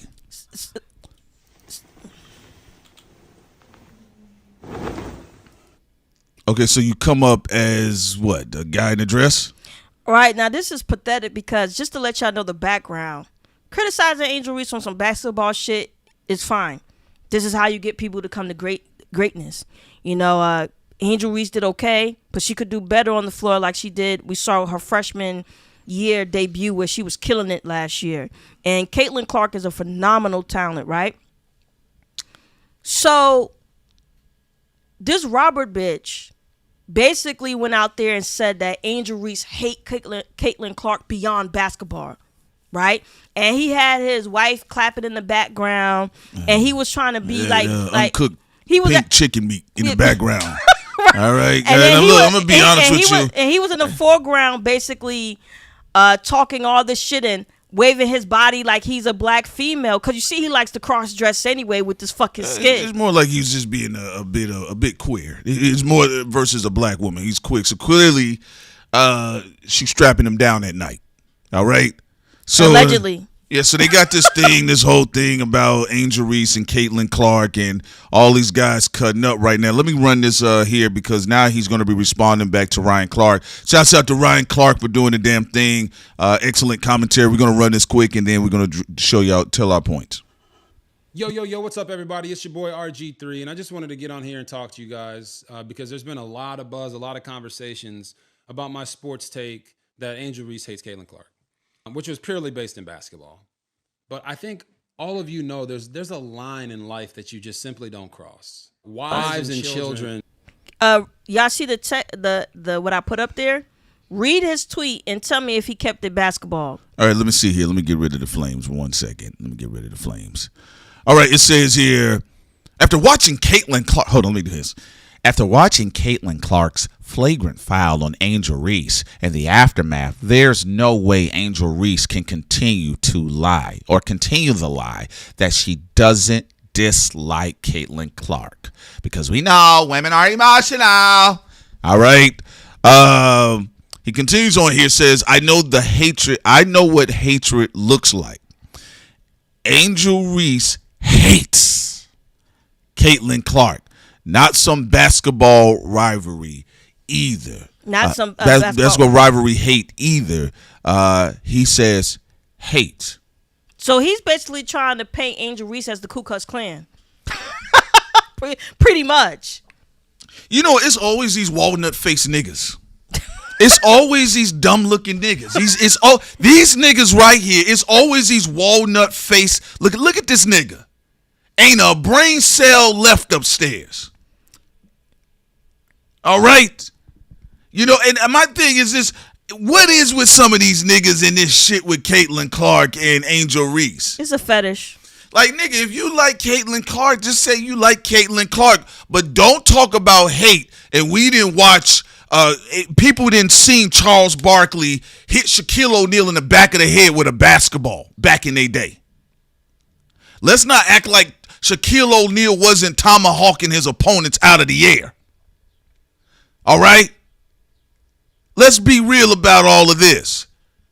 Like, what is all of this extra stuff? Bro, if you like Caitlin Clark, just say so. Don't bring your ugly ass wife out and have her clapping in the background. Matter of fact, she an old bitch talking about a young woman. And then you talking about you involved my wife. You brought the ugly hoe out. Bro, yo, we on YouTube, man. Yo. There's always these stupid looking niggas. Like, get this nigga out the face. Now, what you done did, you done been around a mediocre white girls all your life, and then your black skin is an aesthetic. So when they tell you you look good because you black, you ugly, nigga. Number one, you ain't got no rhythm. You a goofball, and I get tired of seeing this nigga and these Forrest Gump haircuts online. So when you get around mediocre face ass women, and because you a black nigga, because they want to believe in a stereotype with certain niggas, right? Because you be around them, it inflates your little fragile ego. So then you think you look good because you a nigga trophy. That's what you are. So no, dumb nigga. You a nigga trophy.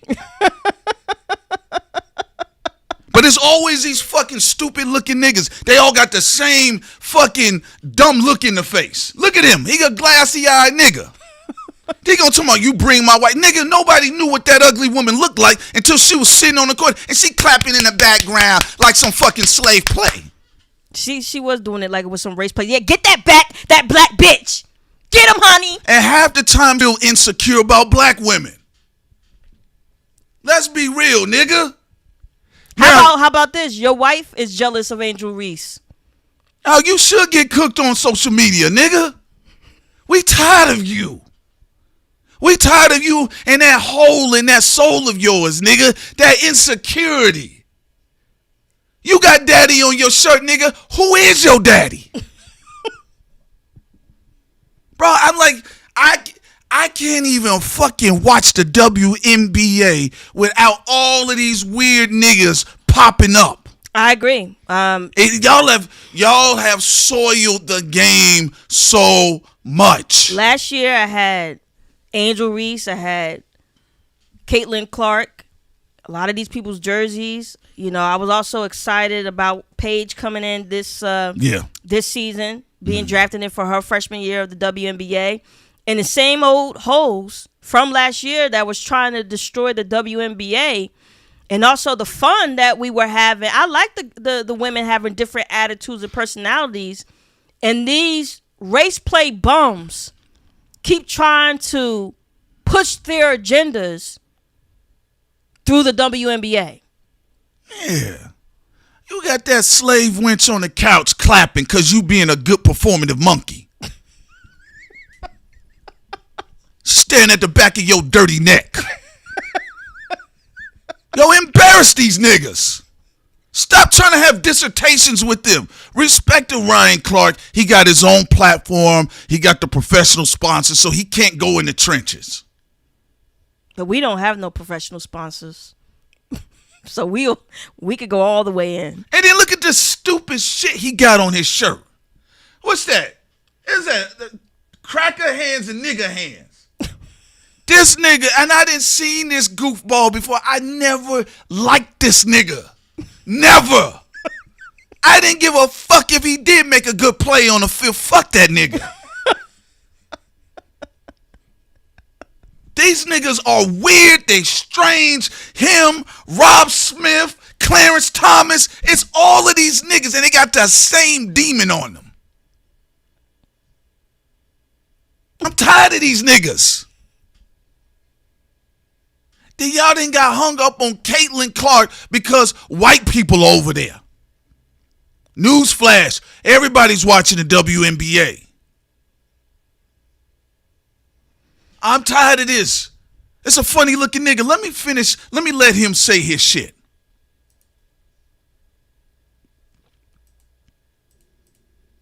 Are always off limits. And Ryan Clark has sprinted past that line. Ryan Clark didn't like my sports take that Angel Reese hates Caitlin Clark. And that's fine. It's okay. It's part of the game. Sports media, I'm going to have an opinion. And this person might not. Stop your fucking lying, pathological liar. This nigga's a pathological, sadistic liar here. Because when Jordan was going back with Clyde Drexler, nobody said, oh, Jordan really hates Clyde Drexler. People didn't even understand Jordan until The Last Dance when he kept saying, I took it personal. But he got to sit as a stoic man for the 30-umpteenth years, right? Let me tell y'all something real quick, man. All of these niggas that keep saying they alphas, these are sissies. These are sissies. Unless some women about to jump the women you with, if a woman about to jump or run up on your mama, your sister, your girlfriend, your wife, your side piece, these men sit up all day and they're trying to get in, quote unquote, the personal dynamics of women's business. I agree. I actually think that he's been gossiping about Angel Reese with his wife.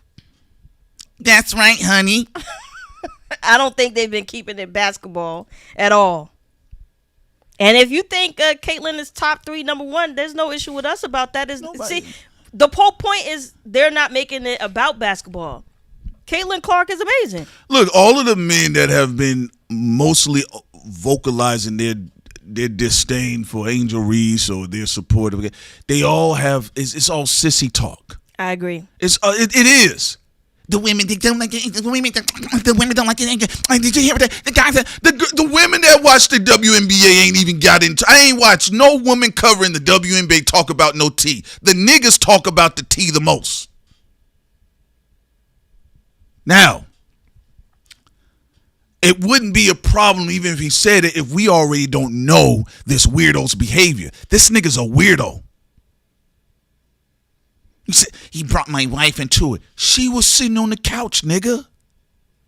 The fuck you mean? Dumb nigga. This is a nigga that don't take no accountability for the shit he says. And I think people are jealous of Angel Reese's looks. That's what I think. I think they're jealous of her. I think they're jealous of her tenacity. And I think they're destroying the WNBA. Let me play the rest of this, though. I agree with it. That person might not agree with it.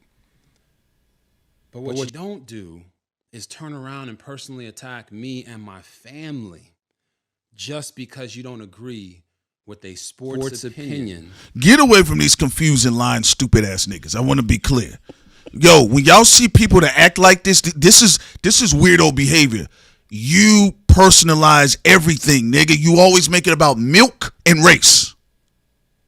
This is a pathological liar right here. Now, he does all this weird shit on social media, then turns around and says, what you don't do is personalize my shit, my family. Your wife is on camera. Is she a podcaster now? All he had to say, and this is why you know this, I'm trying not to say certain words here on YouTube. All he had to say was, Caitlin Clark killed it. Angel Reese losing at the rate that she was. Her team got to her head in a moment for a basketball play that was a hard foul that Caitlin was supposed to do, so Angel Reese couldn't get a free basket, an easy basket, right? That's simple. Say what the Chicago Sky need to work on. Say what you think about the referees. Talk about what you think the Indiana Fevers are doing great.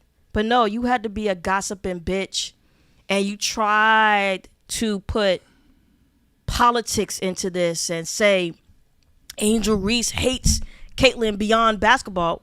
Well, then one can say that about you. Then we could say your wife is a hating ass bitch. We could say you are a hating ass bitch since you Xavier and you could see the hearts and the minds of everybody on the court. That's a stupid face. That's a fucking customer. When I used to do retail, when they walked in with that fucking stupid look on their face, I switch off. I say, hey, man, you can get this one. And it's all of these guys. And I'm telling y'all, the only joy I have when I watch the WNBA is if I have to watch it directly. I can't even go online for any commentary nowhere. No, we watch it on Amazon. I enjoy watching I can't go online because it's too much performative sissy shit. Yeah, because, again, I told you, I've been following all of the teams that I like. I love the LA Sparks as well. Every time I go online, I see punk asses just turning things into a race war. Just punk ass bums. People just hating on Angel Reese just to hate. Nothing about, at least when we're talking about the guys most of the time, people are still talking about sports and it's fun. Oh, this nigga he don't got the ball handles like this nigga. This nigga overrated. This nigga underrated. It's fun.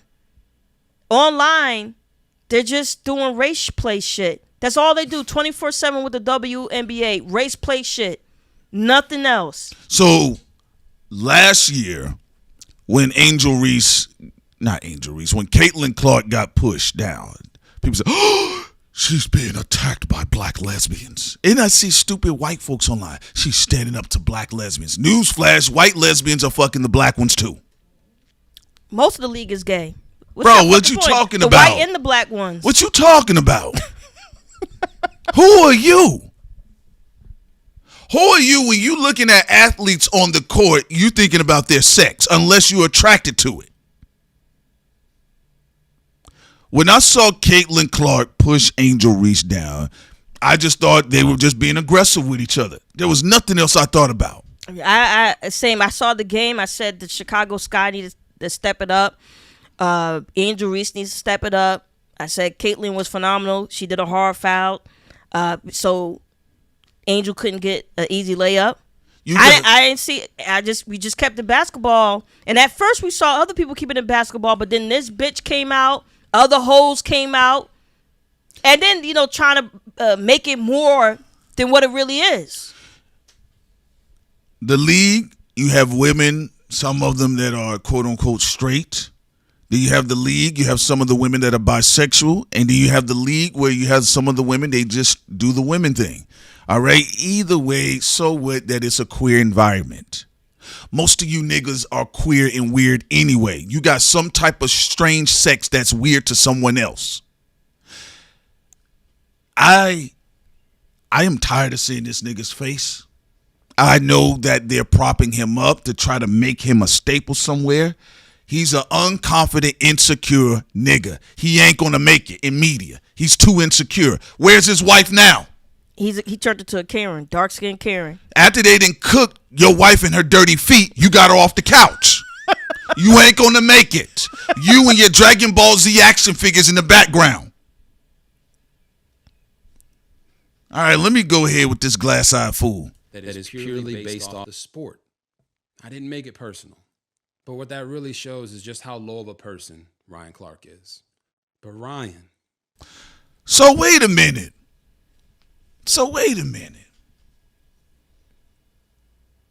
Ryan Clark, I don't know the man. He is demonstrate damn near a shining knight in armor energy in media. Then you want to call him low when you and your dirty Bigfoot bitch was in the background, was trying to pick on someone that's much younger than y'all. Y'all were trying to pick on Angel Reese, and it wasn't on some sports shit. It wasn't jokes about missing layups. It wasn't no regular basketball roasting. They were trying to make it personal. The narcissism is wild. And then look at him trying to demonstrate a serious male face. There ain't no strength in this nigga's face. So they're trying to prop his stupid ass up to be something. And he can't even take the criticism, and his wife went to go hide. Y'all some weak niggas. Both y'all. You put the shit out there, you shot the flare up, stand on it, nigga. I don't like any of that. That's why I don't like any of this passive. Nigga, you said something, right? You shot it up. People responded. That's the problem with the narcissism of social media. People try to move away from the feedback. They do something fucked up and they run from the feedback. It ain't cancel culture. That's what the sensitive racist whiteys do. They say something crazy. People respond. They say, oh, you're trying to cancel me. No, you said something stupid about a group of people. Is this also recording? Yes. Good. You crossed the line, man. You made it personal and some. I really believe there should be no space in sports media for personal attacks. I've said it before. But certainly. Listen to what he said. Seeing that Mike was muted. Repeat what you said. He's trying to get Ryan Clark fired from ESPN. That's what he's trying to do. He's a Karen. This is the type of backstabbing, bitch-made shit. Not only couldn't you just didn't stand on your square, but you also trying to sneak fire? You trying to get somebody fired from their job? Ryan Clark said he had to defend your raggedy sorry ass.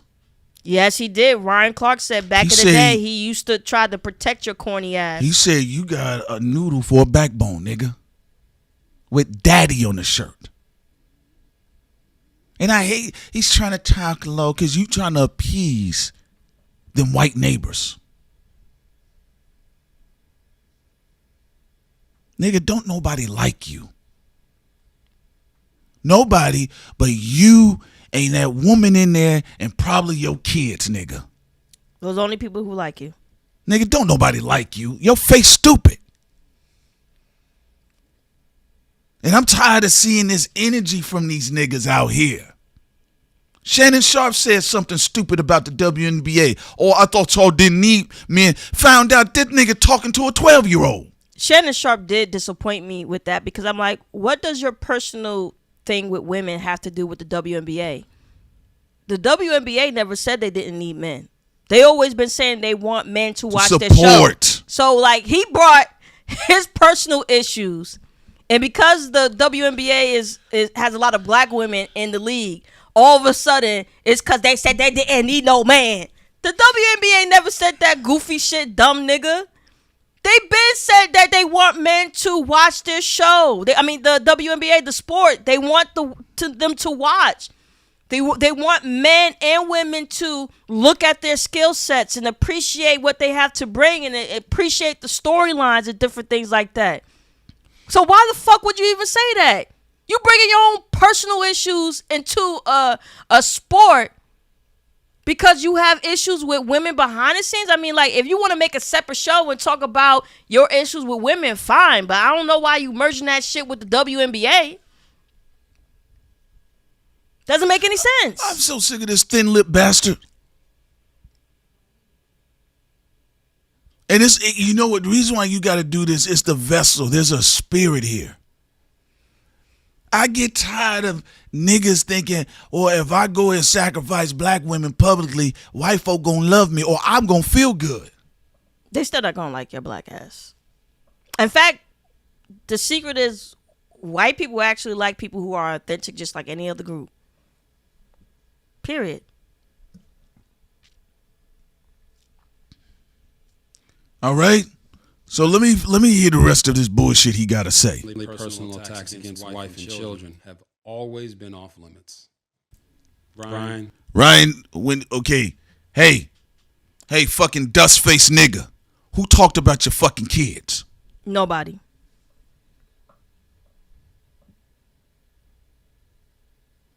Okay, who talked about your kids, nigga? You talking about somebody's child on the court. You are joining online with the lynching campaign of Angel Reese. And we are not stupid. We clearly see there's a racial component that has followed these women into the WNBA for both Angel Reese and Caitlin Clark. How you gonna make it a race shit about the white girl with the black lesbians and her fucking team got black lesbians on it? You don't know what Caitlin Clark is into in the dark. And you're making it uncomfortable for her because she just want to play ball. But y'all talking about their vaginas. There you go. But then you tell niggas to get off of other niggas' dicks when they talking about LeBron and Michael. Yo, I keep telling you all, stop supporting dumb niggas. That's why that's why I support this battle. However far Joey Badass goes with it. Joey, Daylyt, all these niggas, they're intelligent. The same thing with Kendrick Lamar. Let's stop all of this shit. But this is dumb nigga logic here. And on that note, we're going to close out. We don't finish the rest of it? We don't need to. You cooked already. I want to hear the rest of it. All right, so let me just see the last part. We don't know who going to drop later. I know, love. I'll drink some green tea, beautiful. Okay, let me just hear this real quick. You attacked me and my family in a public forum on a level that shows just how low of a human being you are. You can disagree with me all you want. Challenge my takes, but keep my family and my wife out of it. That's a boundary that should always be respected.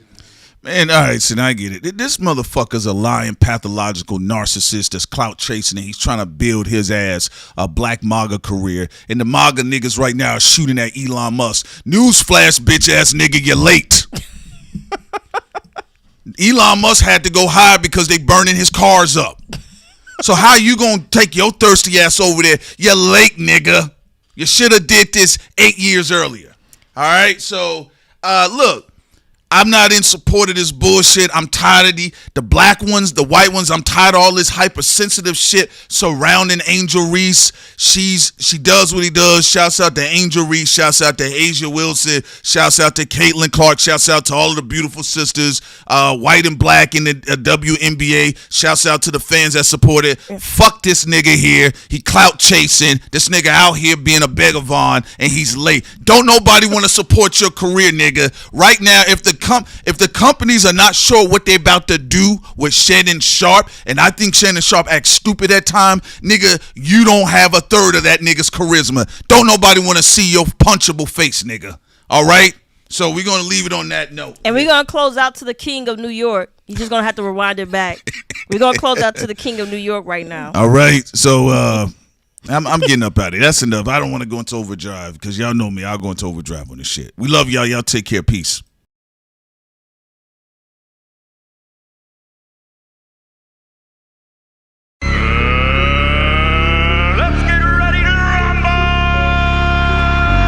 Perhaps you shouldn't turn your back on me. Is that a challenge? You either die a hero or you live long enough to see yourself become the villain. White folks are nosy. They have specials. Nosy specials. Why does a bee make honey? You ain't a bee. Why do you give a fuck? Where's the kaboom? There was supposed to be an earth-shattering kaboom. If he dies, he dies.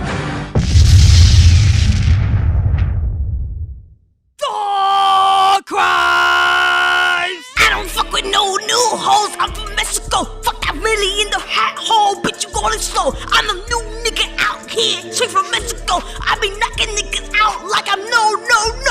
I don't fuck with no old hoes or no Volvos whatsoever to a fucking shelter. Dark crimes are some hating ass fofos. Had an old hoe and she ate my asshole. And I'ma still making cash hoe. Bitches on Instagram stunting like they know. Bitch, get out my fucking DM, you old hoe. I'm the new nigga out in the streets rapping New York niggas. What the fuck you want with beef? Them niggas from the South can't come picture me. 50 Cent, shut the fuck up. You a old hoe, getting fucked in the asshole. Them G-Unit niggas are some homos. Shut the fuck up, you bitches. I'm the king of New York. Kodak. Yeah, that's right, bitches. It's Kodak, my niggas. Kodak on the beat. In New York with them corny niggas that be frontin' niggas, popping pimples like an itchy nigga. You a silly nigga, straight be hitting on a southern nigga. Where the love, niggas? I'm a thug nigga, y'all some bug niggas. In the projects with them roaches, niggas. Y'all look hopeless, niggas. I'm getting cash, cause I'm focused, niggas. We on some gunning nigga shit. Take the cash, then we split. Do the dab, making hits. It's young Kodak, bitches. Kodak. Yeah, that's right, bitches. It's Kodak, my niggas. Kodak on the beat. Outside the fucking prison, man. We don't do that prison shit now. I'm out here running these streets, niggas. I'm back. King of the South, niggas. Shout out to 6ix9ine, niggas.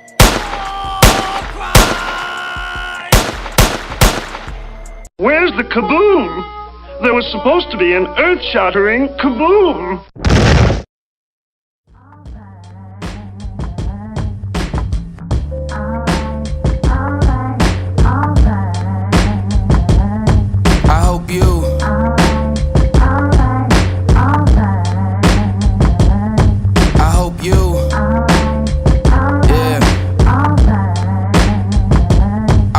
On some intuition, I wasn't there in time. Something told me I should see the signs. I hope you happy now. No time to mourn, I'm on the second line. A parade stretched to many miles, just celebrating times. To be a man, the world will humble you soon. Ain't no riches in my burial tombs, nor is heaven for few. Just want some love like the family I knew. And yet they ask me why I'm always on mute. Shit, I'm stuck in a loop. Steady pressured, eyes water, my life confessions. Peep the message, call me back and don't forget me. I admit this shit is hard to resume, but I'ma keep on spilling my truth. I told Leah and Jordy that I'ma be there, so don't you worry about it. Shit, I know how I feel to have the distant father who you call his was a child when niggas would beat your mama. What you do when control is never the fucking option. Brace yourself for this single moment just might be left. I took a breath and said fuck it, that afterlife is next. I wonder what is next. I hope you.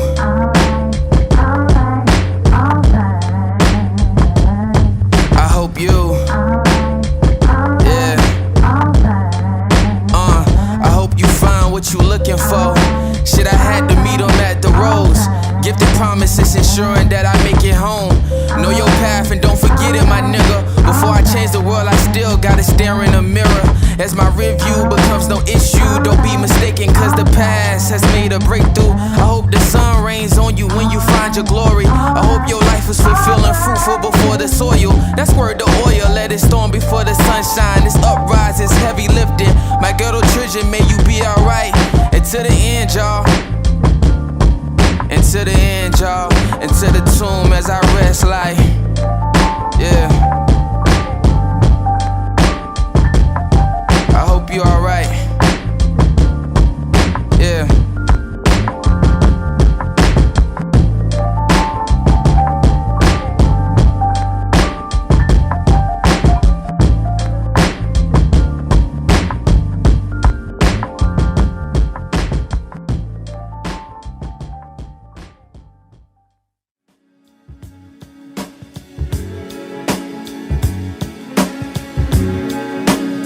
Until forever in time. Until forever in time. Yeah. Yeah. Until forever in time. Yeah. Yeah. I wrote these songs for you. I wrote these songs for you. Yeah. Yeah. And I hope you alright.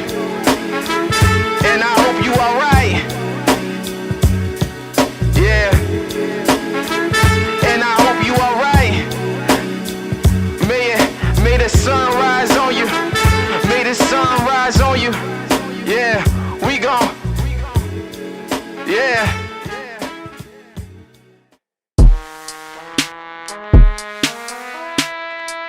To this day.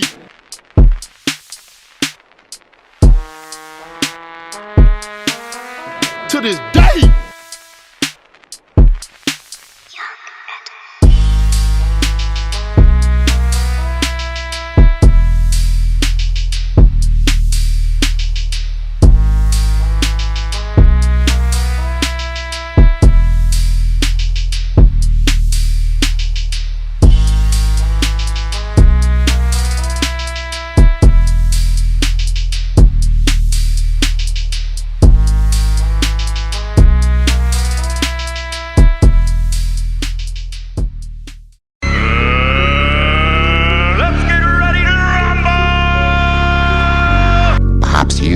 Turn your back on me.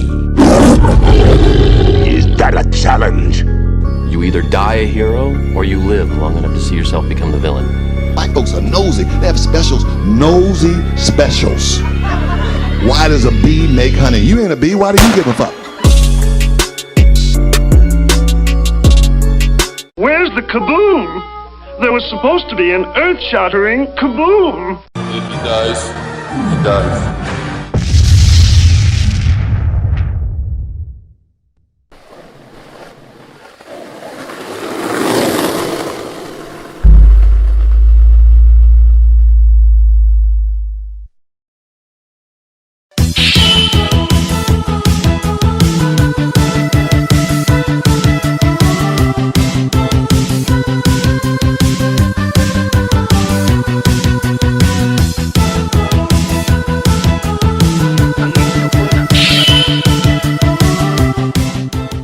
Go to our Patreon for more. And don't bother me.